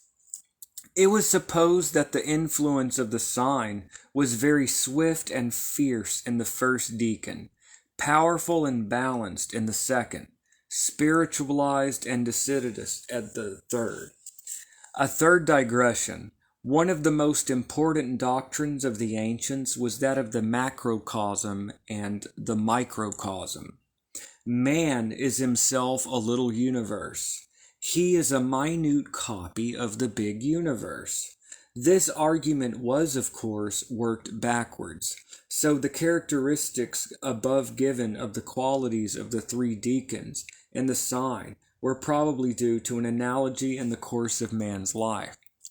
4. The above, because in the beginning of life, you're full of energy, like, and then we kind of chill, and then, yeah. 4. The above remarks constitute a fairly complete idea of the arbitrary, or mostly arbitrary, presentation of the cosmos by the ancients. First of all, the division into 4 elements. These elements pervade everything. They would argue something like this about the sun. They would say that he was principally fire, for obvious reasons, but he would also have in him the airy quality of mobility. The watery part would be shown by his power to create images, and the earthy part his immense stability. Similarly of a serpent, they would call his power, he's trying to explain how, like, they just saw things by analogy. It was a different form of thinking. Similarly of a serpent, they would call his power of death fiery, his swiftness airy, his undulatory motion watery, his habit of life earthy.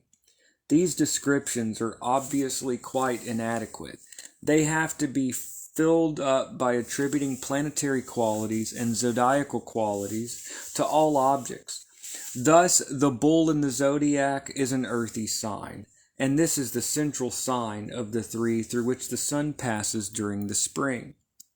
But the bovine nature is also gentle, wherefore they said that Venus rules the sign of Taurus. The cow, moreover, is the principal milk-giving animal, so they made her the great mother goddess, thus identifying her with the moon, the mother of heaven, as the sun is the father. They represented this idea by saying that the moon is exalted in Taurus, that is, that she exerts the most beneficent aspect of her influence when she is in that sign. 2. It is confusing at first, but most instructive and illuminating, when the principle is thoroughly assimilated, to note how all these elements subdivide and coalesce. One can only reach the comprehension of any one of these symbols by making a composite picture of it, one composed of all the others in varying proportion. Thus, each of the planets gives a certain portion of its influence to any object. This habit of thought leads to an understanding of the unity of nature, with its proper and spiritual exaltation, which could hardly be attained in any other way. It produces an internal harmony which ends in an acceptance of life and of nature. It is now almost time to analyze and define the traditional characteristics of these symbols, but perhaps it would be better, first of all, to build on a sure foundation by consideration of the number 2, which hitherto has not been taken into account. There are only 2 operations possible in the universe: analysis and synthesis, to divide and to unite. Solve et coagula, said the alchemist. If anything is to be changed, either one must divide one object into 2 parts or add another unit to it. This principle lies at the basis of all scientific thought and work. The first thought of the man of science is classification, measurement. He says, this oak leaf is like that oak leaf. This oak leaf is unlike this beech leaf.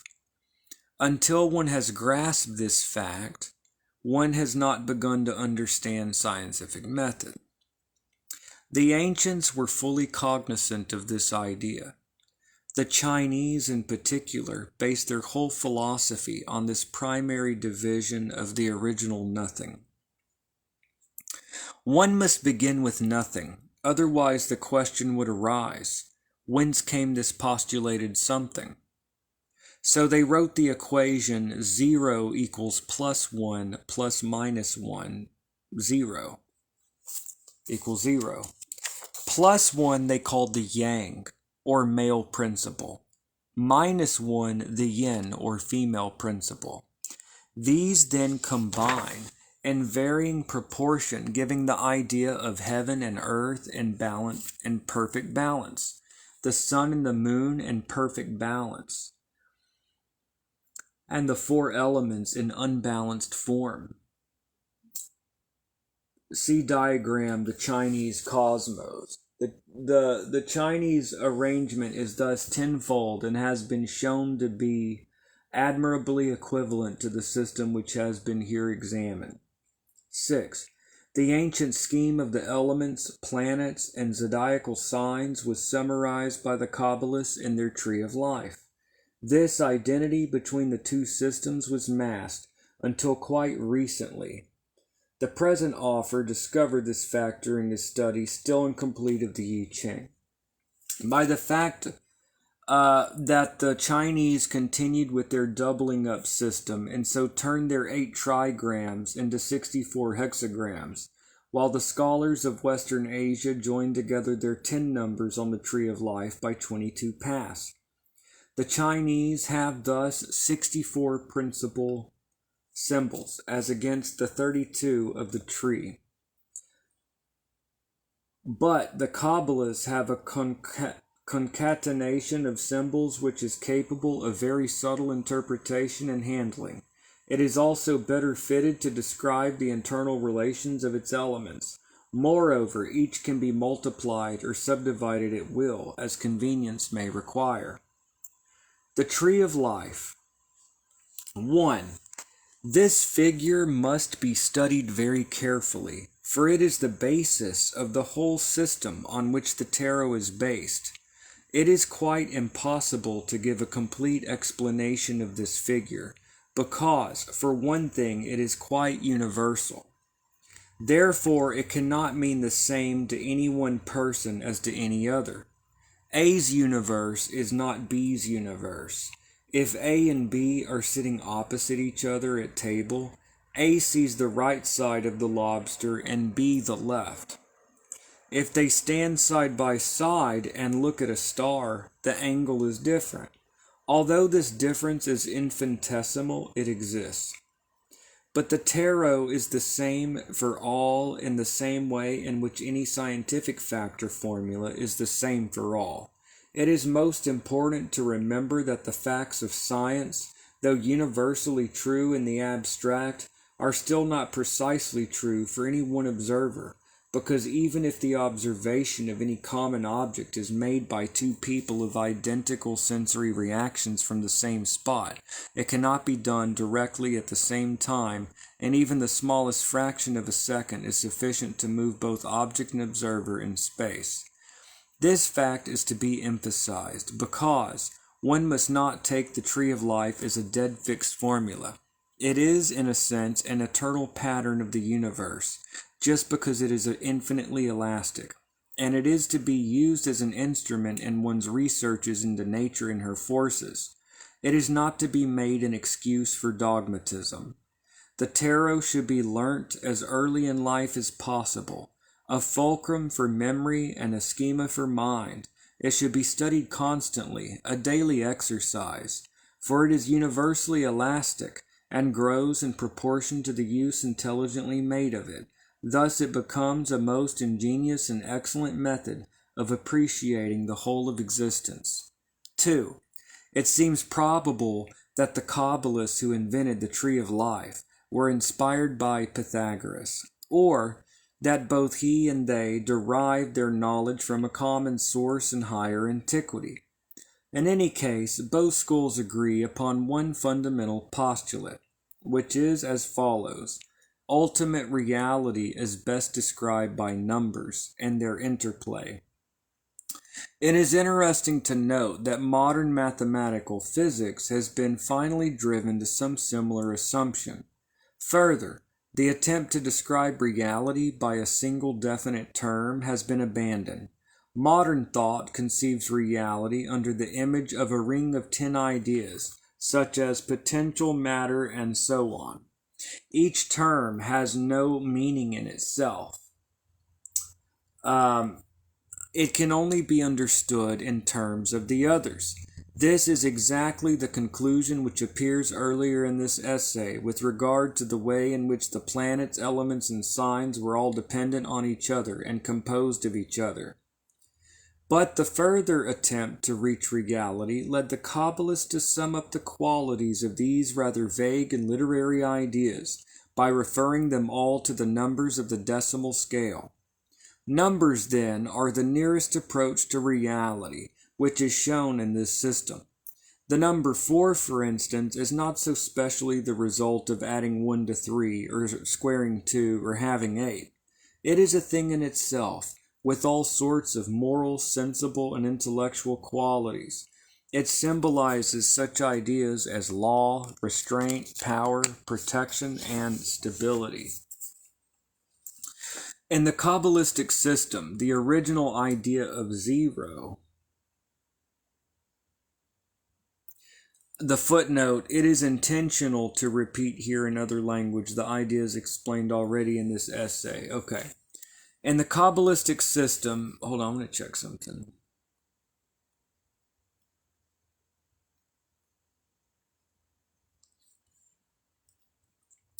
In the Kabbalistic system, the original idea of zero, which appears under 3 forms, rather, as in Chinese philosophy, the Tao becomes manifested little by little through the De, or as in the best of the Hindu systems, the god of destruction and annihilation, Shiva, becomes manifested through the infinite energy or Shakti. The system begins therefore with Ein, nothing, Ein Sof, without limit, and Ein Sof Or, the limitless light. One may now proceed to imagine any point in this light, to select it for observation. The fact of doing so makes it positive. This gives the number 1, which is called Keter, the crown. The other numbers arise by reason of the necessity of thought, as explained in the following table. The Naples arrangement, so called because first worked out in that city. 61 equals 0. 61 plus 146 is 0, as undefined space. Oh, I don't want to... Okay. 61 and 147, 207 equals 0 as the basis of possible vibration. I don't want to read all this shit. I'm sorry. I am sorry. So sorry. Okay. It's like the tree of life. 1, catch the point. Positive yet indefinable. 2, distinguishable from one other. 3, defined by relation to 2 others. Then the abyss, between the ideal and actual. 4, the point, defined by 3 coordinates, matter. 5, motion or time. the womb, for only through motion and in time can events occur. 6. The point, now self-conscious, becomes able to define itself in terms of the above. 7. The point's idea of bliss, ananda. 8. The point's idea of thought, chit. 9. The point's idea of being. 10. The point's idea of itself fulfilled in its complement is determined by 7, 8, and 9. It will be seen from the above that by means of these 10 positive numbers, but not by any lesser number, one can arrive at a positive description of any given object or idea. So far, the argument has been erected on a rigid mathematical basis, with only the slightest tincture of philosophy to give it form. But it is at this point that, for the purpose of describing the objects of thought and sense, one is compelled to join hands with the astrologers. The problem now is to assign to pure number the moral ideas which go with it. This is partly a matter of experience, partly of tradition derived from older experience. It would be unwise to discard tradition with complete contempt, because all thinking is bound by the laws of the mind itself, and mind has been formed through thousands of years of evolution in each man by the thoughts of his ancestors. The cells of all living brains are just as much the children of the great thinkers of the past as the development of the organs and limbs. There are very few people today who have heard of Plato and Aristotle. Not 1 in 1,000, perhaps 10,000 of those few have ever read either of them, even in translations. But there are also very few people whose thinking, such as it is not conditioned by the ideas of these two men. In the Tree of Life, therefore, is found the first attempt to connect the ideal with the actual. The Kabbalists say, for example, that the number 7 contains the idea of Venus, and the number 8 that of Mercury, that the connecting path between 1 and 6 refers to the moon, and between 3 and 6 the sign of Gemini. Then what is the true meaning in the category of the real of these planets and signs? Here again one is faced with the impossibility of exact definition, because the possibilities of research are infinite. Also, at any moment in any research, the one idea merges into the other and clouds the exact definition of the images. But this, of course, is the objective. These are all blind steps on the way to the great light, when the universe is perceived as one, yet with all its parts, each necessary and each distinct. The beginning of this work is, however, easy enough. One requires no more than elementary classical knowledge. Roughly speaking, for a start, the natures of the planets are described by those of the gods after whom the actual bodies in heaven are named, according to the old astrological ideas of their influence on the affairs of men. The same is true to a less extent of the signs of the zodiac. There is not so much information available about their natures, but it is helpful to note which planet rules each sign, and in which sign which planets are exalted. The individual fixed stars do not enter into the system of the tarot. The Tarot and the Tree of Life. The tarot, while based on these theoretical attributions, was designed as a practical instrument for Kabbalistic calculations and for divination. It is little place for abstract ideas. The subject of the book, the tarot, is called the Book of Thoth or Tahuti, is the influence of the 10 numbers and the 22 letters on man, and his best methods of manipulating their forces. There is, therefore, no mention of the 3 veils of the negative, which was discussed in the description of the Tree of Life. The description begins with the small cards numbered 1 to 10. These are divided into 4 suits according to the 4 elements. Thus, the Ace of Wands is called the root of the forces of fire. It pertains to Keter, and purports to represent the first positive manifestation of the idea of fire. The 2 corresponds to Chokmah, but here is already no more the simplicity of the idea of fire. An idea in action or in manifestation is no more the pure idea. This card is attributed to the first deacon of the fiery sign Aries, which is ruled by Mars. This then gives the idea of a violent and aggressive force. The card is therefore called the Lord of Dominion. This progressive degradation of the idea of fire goes on increasing through the suit. Each successive card becomes less ideal and more actual, increasingly so until, with the number 6, which corresponds to the sun, the center of the whole system, the fiery idea resurges, balanced, hence pure, although complex.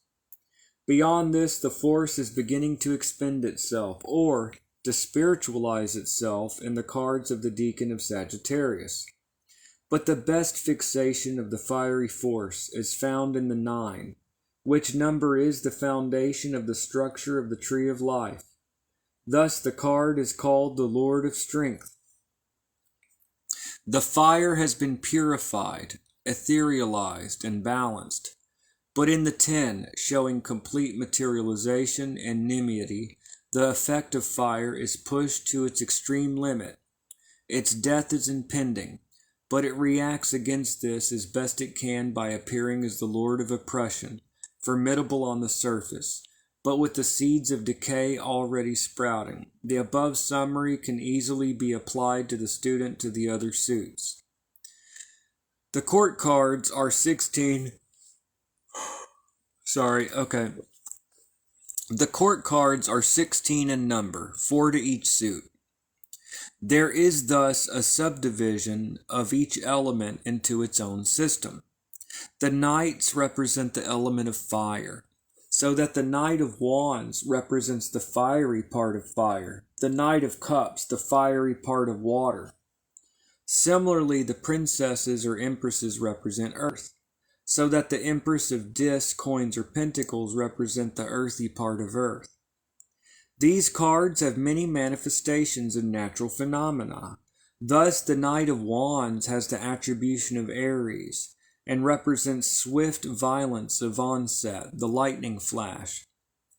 But the airy part of fire is sympathetic with Leo, the steady force of energy, the sun. Lastly, in the watery part of fire, the harmony is with Sagittarius, which shows the fading, spiritualized reflection or translucence of the image of fire, and this suggests the rainbow. See the table of the triplicities of the zodiac. The Atu of Tahuti. 1. Atu. So this is important. This is where Crowley defines the word Atu and explains why he calls the major arcana the Atu. The footnote on page 35. Atu, house or key, in ancient Egyptian. Tahuti, Egyptian god of wisdom, magic, science, also illusion. And Coptic Thoth, and Greek Hermes and Latin Mercury, the Hindu and Scandinavian gods corresponding or debased forms. Okay. According to him. Okay.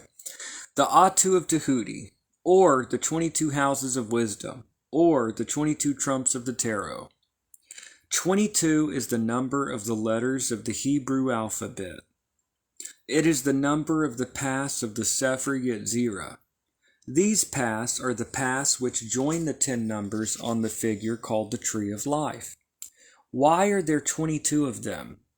Because that is the number of the letters of the Hebrew alphabet, and one letter goes to each path. Why should this be so? Why should these paths be arranged on the tree in the way that the diagram shows? Why should there not be paths connecting numbers 2 and 5 and the numbers 3 and 4? One cannot answer any of these questions. Who knows how A got leave of an ox to B? No camel, quote the Jews, like G. Browning. One knows only that this was the conventional arrangement adopted by whoever it was that devised the tarot. Was it worse? It seems very confusing, very annoying. What is worse? It seems very confusing, very annoying. It shakes one's faith in these great sages, but at least there is no doubt that this is so. The letters of the Hebrew alphabet are 22. There are 3 mother letters for the elements, 7 double letters for the planets, and 12 single letters for the signs of the zodiac. But there are 4 elements, not 3. Or, including the element of spirit, an important matter to initiates, there are 5. There are therefore 2 letters of the alphabet which have to do double duty. The element of fire is very close akin to the idea of spirit, so the letter Shin, belonging to fire, may be taken to mean spirit as well. There is a special reason why this should be so, although it only applies in later ages, since the introduction of the dogma that spirit rules the 4 elements and the formation of the pentagram of salvation, connected with the Hebrew word Yeshua, the Pentagrammaton. With regard to earth, it was considered adequate to make the letter Tau, belonging to Saturn, correspond also to earth. These additions are clear evidence that the tarot took definite and arbitrary steps to assert the new discovery in magic some 2,000 years ago, for no system is more rigid than a Hebrew system, and the system of the Sefer Yetzirah is the deepest rooted of all the elements of the Hebrew system, the most dogmatic of them all. The tarot is justified not by faith, but by works. The tarot is justified not by faith, but by works. The departures from the original bone-dry Kabbalah have been justified by experience. The point raised above about the way in which the paths are selected to join certain numbers and not others is found to express important doctrines connected with the facts of initiation. It must always be borne in mind that the tarot is not only an atlas for recording facts, but a guidebook showing one how to travel through these countries previously unknown. Travelers in China are somewhat bewildered at first when they are told that it is 100 li from Yungchang to Pupeng, but only 40 li from Pupeng to Yungchang. The answer is that the li is a measure of the time of marching, not of miles. The difference of calculation informs one that Pupeng is a long way up the hill. It is very much the same with the tarot. The 6 of Wands is referred to Jupiter in Leo and called the Lord of Victory. This indicates not only what victory is like, but also the conditions to be fulfilled in order to obtain victory. There is need of the fiery energy of the suit of Wands, the balance of the number 6, the stubborn courage of Leo, and also the influence of Jupiter, the little bit of luck that tips the scale. These considerations are particularly important in dealing with the Atu or trumps. The planets are already represented in the numbers of the Sephirot of the Tree of Life, but they have also attributions to certain of the paths. Some etymologists of a singularly idle disposition have tried to derive the French word Atu from Atu, meaning house.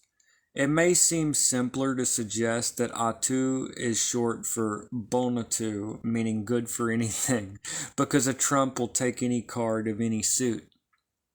The Atu of Tahuti, who is the Lord of Wisdom, are also called keys. They are guides to conduct. They give you the map of the kingdom of heaven, and also the best way to take it by force. A complete understanding of any magical problem is necessary before it can be solved. Study from outside and action from outside are always abortive. It is of the utmost importance to understand this extremely specialized character of the trumps.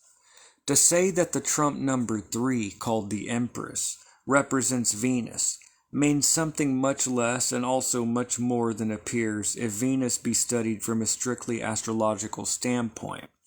One abandons the contemplation of the whole in order to take practical advantage of a part. Just so, tactics differ from strategy. A great general does not think of war in the abstract, but confines his attention to a minute part of his perhaps vast knowledge of the subject by considering the disposition of his forces as a given place and time, and how best to employ them against his adversary. This is of course true not only of the trumps but of all the other cards, and it must be true of any specialized studies. If one goes into a shop and asks for a map of a certain country, one cannot get a complete map, because any such map would necessarily merge into the universe as it approaches completeness, for a country's character is modified by the adjacent countries, and so on forever. Nor would even any useful map be complete in the most vulgar practical way, without leading to confusion. The shopman would want to know whether his customer wanted a geological map or an orographical map, a commercial map, a map showing the distribution of population, or a strategic map, and so on forever. The student of the tarot must not therefore expect to find anything beyond a careful selection of facts about any given card, a selection made for a quite definite magical purpose. However, the tarot does try to resume in a single pictorial symbol as many as possible of the useful aspects of the idea. And studying any card, one ought not to neglect any of the attributions, because each class of attribution does modify the form and color of the card and its use.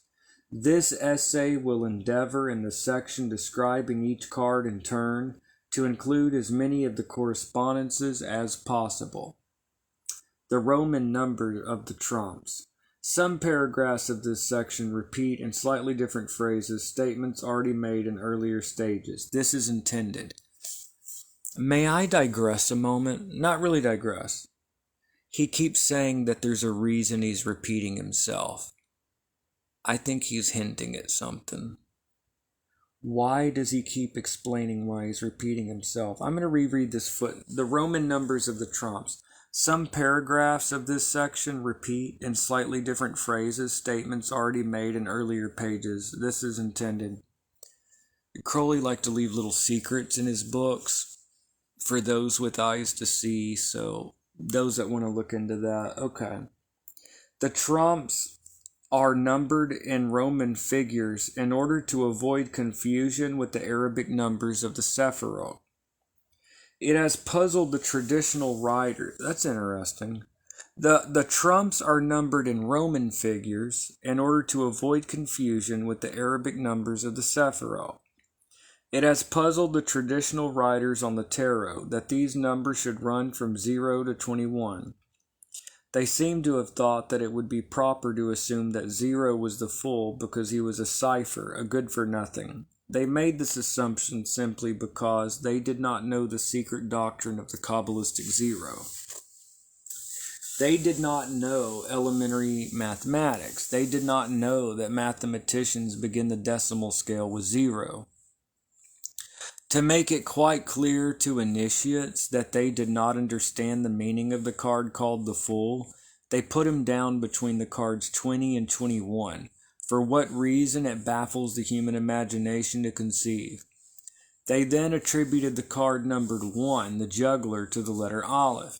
In this simple yet ingenious manner, they got the attribution of every card except the universe 21 wrong. He's saying they got all of them except the universe card wrong. Meanwhile, the true attribution was well guarded in the sanctuary. It only became public when the secret lection issued to members of the Grade of Practicus of the Hermetic Order of the Golden Dawn was published as a result of the catastrophe attending the English branch of the order in 1899 and 1900 Era Vulgaris, and the reconstruction of the order in March and April of 1904 EV. By putting the card mark 0 in its proper place where any mathematician would have put it, the attributions fall into a natural order, which is confirmed by every investigation. There was, however, one kink in the rope. The card called Adjustment is marked 8. The card called Lust is marked 11. To maintain the natural sequence, Lust must be attributed to Libra and Adjustment to Leo. The old titles of these cards were respectively Strength and Justice. They are inadequate or misleading. Okay, that's in the footnote. This is evidently wrong because the card called Adjustment actually shows a woman with a sword and scales, while the card called Lust shows a woman and a lion. It was quite impossible to understand why this reversal should have taken place until the events of March and April of 1904, which are recounted in detail in the Equinox of the Gods. One need here give only one quotation. All these old letters of my book are right, but Sadi is not the star. This was making darkness deeper. It was clear that the attribution of the star to the letter Sadi was unsatisfactory, and the question arose, how to find another card which would take its place. An incredible amount of work was done on this, in vain. After nearly 20 years, the solution appeared. The star represents Nuit, the starry heavens. I am infinite space and the infinite stars thereof. L. 122. She is represented with 2 vases, one pouring water, a symbol of light, upon herself, the other upon the earth. This is the glyph of the economy of the universe. It continually pours forth energy and continually reabsorbs it. It is the realization of perpetual motion, which is never true of any part, but necessarily true of the whole. For if it were not so, there would be something disappearing into nothing, which is mathematically absurd. The principle of Carnot, the second law of thermodynamics, is only true in finite equations. The card which must be exchanged for the star is the Emperor, who bears the number 4, which signifies power, authority, law, and is attributed to the sign Aries. This proves very satisfactory, but it became infinitely more so as soon as it was seen that this substitution cleared up the other mystery about strength and justice. For Leo and Libra are, by this exchange, shown as revolved about Virgo, the 6th sign of the zodiac, which balances the revolution of Aries and Aquarius about Pisces, the 12th sign. This is a reference to a peculiar secret of the ancients, which was very deeply studied by Godfrey Higgins and others of his school. It is useless to go far into this matter. Why do you do that, Crowley? He talks about a secret and then he just drops it. Thanks, Crowley. Let me read that again. This is a reference to a peculiar secret of the ancients, which was very deeply studied by Godfrey Higgins and others of his school. It is useless to go far into this matter here, but the position is made clear enough by the accompanying diagram. It will be seen at a glance that now, for the first time, is a perfect symmetry established in the tarot. The justice of the exchange is evident when one considers... I'm almost done. I've got 8 pages. Well, like 7 pages left. I'm getting tired. Anyways, here we go. The tarot and magic. Tarot is the science and art of causing change. No, magic. See, that's how sleepy. The tarot and magic. Magic is the science and art of causing change to occur in conformity with the will. In other words, it is science, pure and applied. This thesis has been worked out at great length by Dr. Sir J.G. Fraser. But in common parlance, the word magic has been used to mean the kind of science which ordinary people do not understand. It is in this restricted sense, for the most part, that the word will be used in this essay. The business of science is to explore nature. Its first questions are, what is this? How did it come to be? What are its relations with any other object? The knowledge acquired may then be used in applied science, which asks, how can we best employ such and such a thing or idea for the purpose that to us seems fit? An example may make this clear. The Greeks of old were aware that by rubbing amber, which they called electron, upon silk, the amber acquired the power of attracting to itself light objects such as small pieces of paper. But there they stopped. Their science was hoodwinked by theological and philosophical theories of a priori type. It was well over 2,000 years before this phenomenon was correlated with other electrical phenomenon. Oh, I think he's hinting at some stuff here. The idea of measurement was hardly known to anyone but mathematicians like Archimedes and astronomers. The foundations of science, as it is understood today, were hardly laid at all 200 years ago. There was an immense amount of knowledge, but it was nearly all qualitative. The classifications of phenomena depended chiefly upon poetic analogies. The doctrines of correspondences and signatures were based upon fanciful resemblances. Cornelius Agrippa wrote of the antipathy between a dolphin and a whirlpool. If a meretrix sat under an olive tree, it would bear no more fruit. If anything looked like something else, it partook in some mysterious ways of its qualities. This sounds today to many people mere superstitious ignorance and nonsense, but it is not altogether so. The old system of classification was sometimes good and sometimes bad as far as it went, but in no case did it go very far.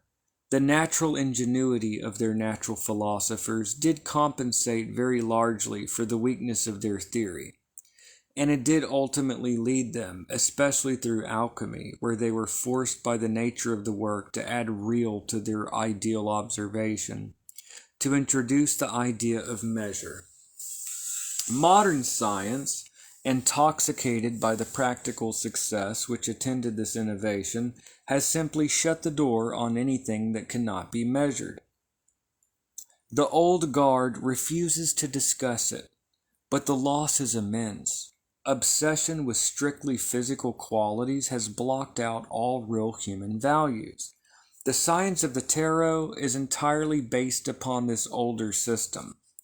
The calculations involved are very precise, but they never lose sight of the incommensurable and the imponderable. The theory of animism was always present in the minds of the medieval masters. Any natural object possessed not only its material characteristics, but was a manifestation of a more or less tangible idea on which it depended. The pool was not a pool. No, the pool was a pool, true, but also there was a nymph whose home it was. In her turn, she was dependent on a superior kind of nymph, who was much less closely attached to any given pool, but more to pools in general, and so on, up to the supreme lady of water, who exercised a general supervision over her whole dominion.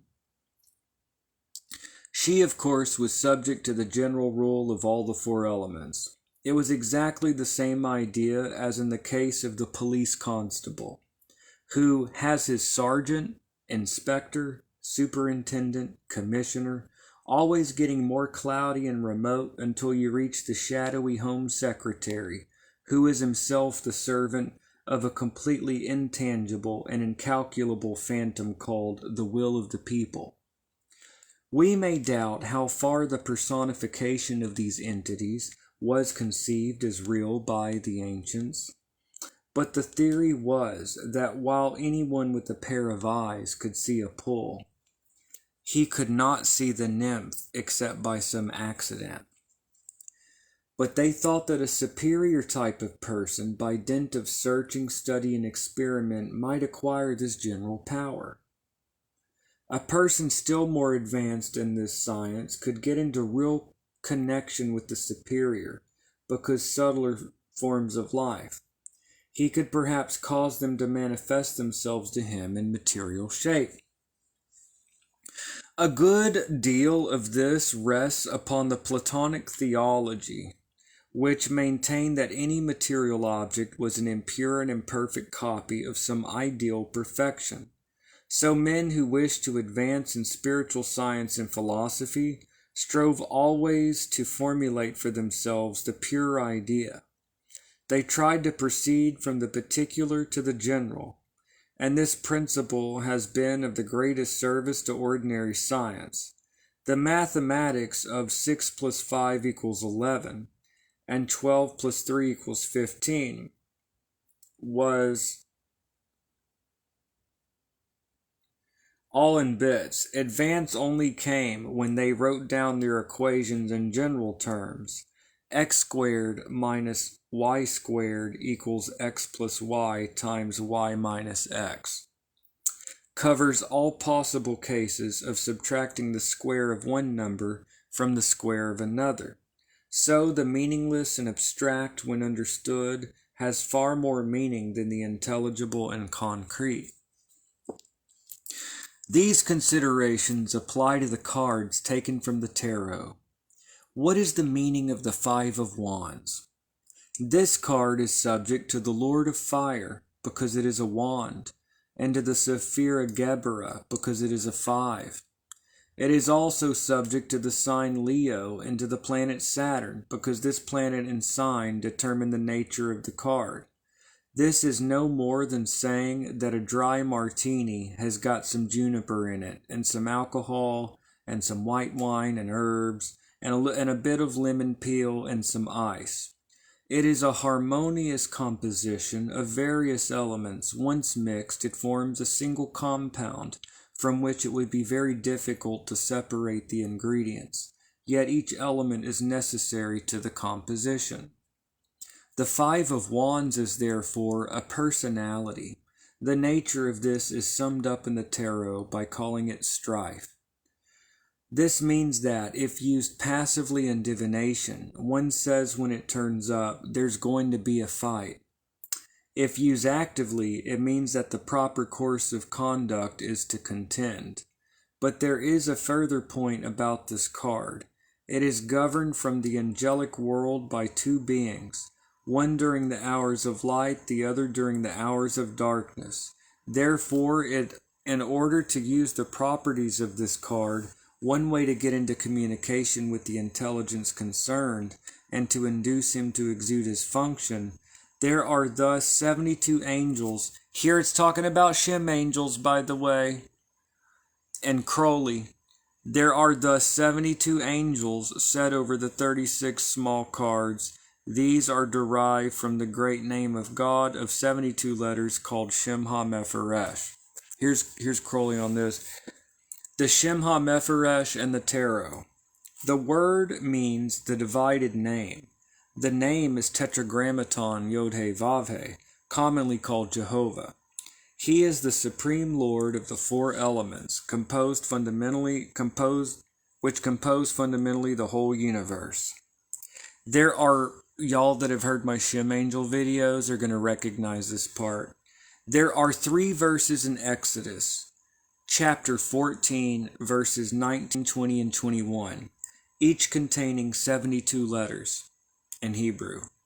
By writing down the first of these, and underneath this the next verse backwards, and under this again the last verse forwards, 72 columns of 3 letters each are obtained. These are read downwards, and the terminations L or Yah, course according as they are male or female, appended. This is also an attribution of these intelligences, one to each of the quinaries or segments of 5 degrees of the zodiac. But there are also innumerable other angels, demons, magical images, lords of triplicities, lesser assistant angels, and so on, with demons to correspond. It is quite useless to study all these attributions. They can only be wanted in case of wishing to get into actual communication with one of them for a special purpose. These matters are here mentioned for the sake of completeness, but the tarot will lose all its vitality for one who allows himself to be sidetracked by its pedantry. The tarot and ceremonial magic. The tarot is thus intimately bound up with the purely magical arts of invocation and evocation. By invocation is meant the aspiration to the highest, the purest form of the part of oneself that one wishes to put into action. Evocation is much more objective. It does not imply perfect sympathy. One's attitude to the being evoked may even be, at least superficially, hostile. Then, of course, the further advanced one is in initiation, the less the idea of hostility enters one's mind. Tout comprendre, c'est tout pardonner. My French is awful, sorry. To understand all is to pardon all. Thus, in order to understand any given card, one must identify oneself with it completely for the moment. And one way of doing this is to induce or compel the intelligence ruling the card to manifest to the senses. For, as explained above, the ancient theory of the tarot included the thesis that every object in nature possessed a spiritual guardian. Roughly speaking, this did not apply so much to manufactured objects, though there are exceptions to this, as in the case of the gods of the hearth, the lintel, and the like, or of angels or spirits as supposed to be interested in one's sword or one's spear. A particular powerful weapon was likely to get the reputation of not having been manufactured at all by human hands, but forged in volcanoes or in fairyland, and thus imbued with preternatural powers. Some famous swords had names and were regarded as living beings. They were liable to fly out of the window if the owner played about too much instead of killing people as is proper. The tarot and animism. Oh my gosh, Crowley, why did you say that? Okay, because it's in my video. He just loved to shock people. Okay, the tarot and animism. He got a glee out of it. I hope my video didn't get taken. Okay. The tarot and animism. But that's what makes him interesting. Tarot and animism. It is only natural, therefore, that at a time when pictorial or written representations of ideas were beyond the comprehension of any but a very few people, when writing itself was considered magical, and printing, as it is, an invention of the devil, people should regard hieroglyphs, rather written or pictured, as living things having power in themselves. It may be that, even today, there are houses in darkest Shropshire where anyone who put another book on the top of the family Bible would be told never to darken those doors again. Automatic action is everywhere ascribed to inanimate objects. For instance, horseshoes on doors. There is an entire class of such superstitions. The problem of how any given superstition arose has not always been satisfactorily solved. One can ignorantly derive the sitting down 13 at table nonsense from the legend of the Last Supper. Incidentally, it can hardly have been the first time that those 13 sat down to table. But the really primitive superstitions cannot be explained so simply. It seems more probable that they arose from the unscientific habit, extremely common among men of science, of generalizing from too few facts. It might happen by chance that on half a dozen occasions, within a short period, a hunter setting out at full moon was killed. The old fallacy of post hoc propter hoc would come in, and the village would say it's unlucky to go out hunting at full moon. This would gather force, as it was repeated through the generations, by virtue of mental indolence, and it would not be disturbed because taboo would render the original coincidence unlikely to recur. If, however, something similar came off at the new moon, there would be a new superstition, and presently there would be a complete nexus of taboo about the moon. A recent case, the late Mr. S.L. McGregor Mathers published in 1898 through 1899, the translation of a manuscript called The Sacred Magic of Obermelin the Mage in a small private edition. Some hundreds of people bought it. One special group of purchasers under his personal observation were, all or nearly all, hit by misfortune. Within a year, people were saying that it was terribly dangerous to have the book on one's shelves. Would this theory have resisted statistical examination? Who can say? But curiously enough, in 1938 EV, a neglected copy was taken from its hiding place in an obscure shelf. Immediately, disasters occurred to most of the people concerned, and to those with whom they were in close relationship. Post hoc propter hoc, but who can be sure? The cards of the tarot is living beings, and this is the last part of this part one of the book. The tarot is the cards of the cards of the tarot is living beings. Victorian science, flushed with its victory over supernaturalism, was quite right to declare the immeasurable out of bounds.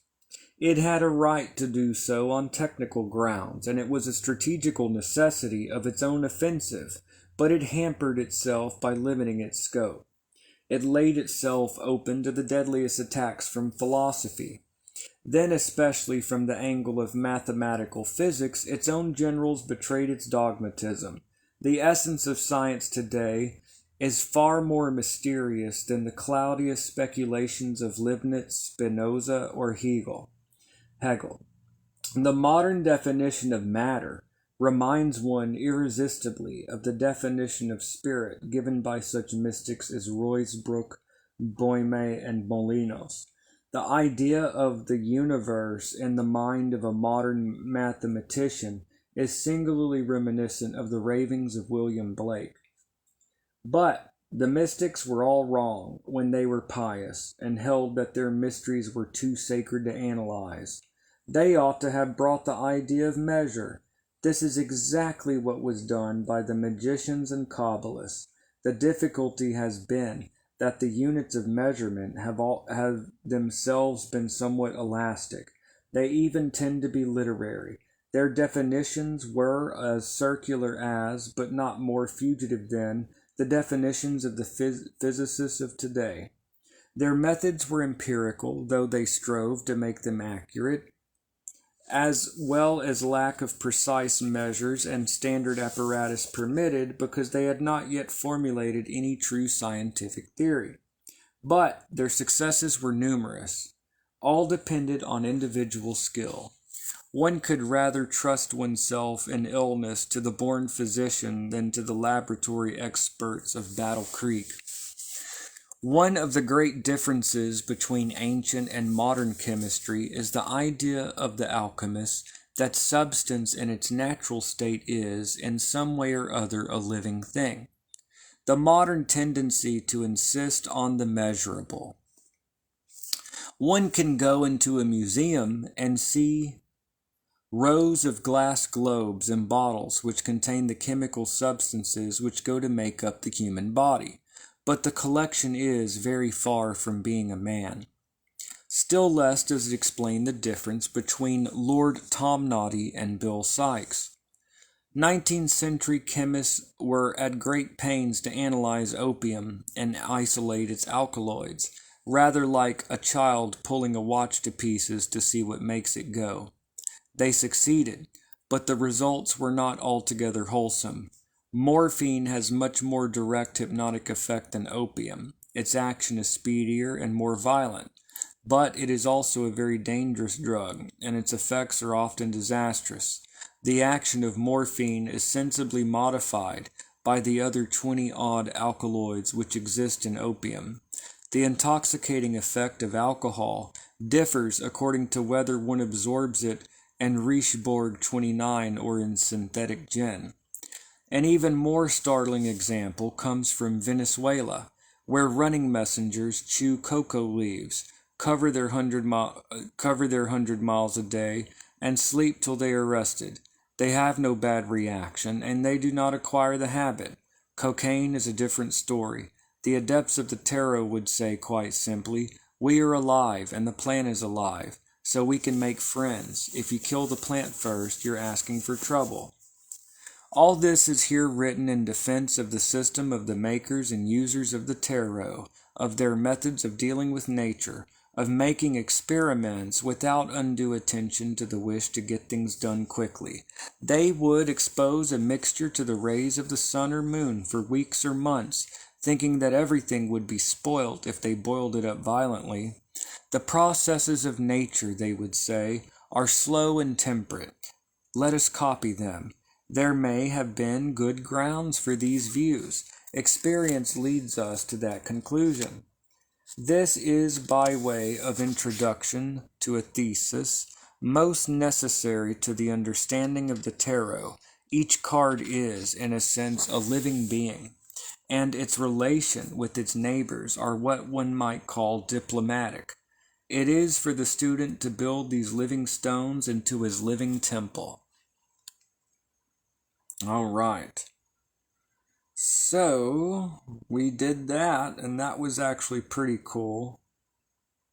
I like that. So that was part 1 of the Book of Thoth. I'm glad that we got that done. Much more to come. And if you want to check out my Patreon, if you want to subscribe to my Patreon for $10 a month, it's a cup of coffee once a month, and you get to see my hidden videos when they come out, you know? Now, if you plan to take my tarot course that's on Patreon, this book is required. And this deck is required. You'll need the Thoth Tarot and the Book of Thoth, this particular book. And I highly recommend a book by Lon Milo Duquette, Understanding Aleister Crowley's Thoth Tarot. It would just be a cool to have that book as well. But this book is absolutely required if you're taking the tarot course that I'm going to have coming out. So, actually, I'm also going to give a link to those that want to purchase a deck. If you want to purchase using my link, it helps me to monetize my content so I can do this as a living. I can teach and spread information to people as my income. So, that's why I do Patreon.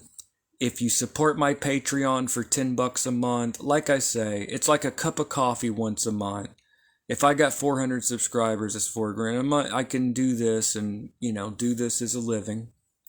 So that's why I do my Patreon. And those that want to click the links to purchase the deck and the book, then, if you use the link, then I do get a commission. And that is today's free class or whatever, reading through the book. And more to come. And we're about to kick off our tarot course. So that's pretty cool. We're about to start kicking off our Patreon-only tarot course. So that's it for today, sirs and madams. And I'll see y'all in tomorrow's video. Thank you for joining me, y'all. I'll see y'all tomorrow, guys and gals. See y'all next time.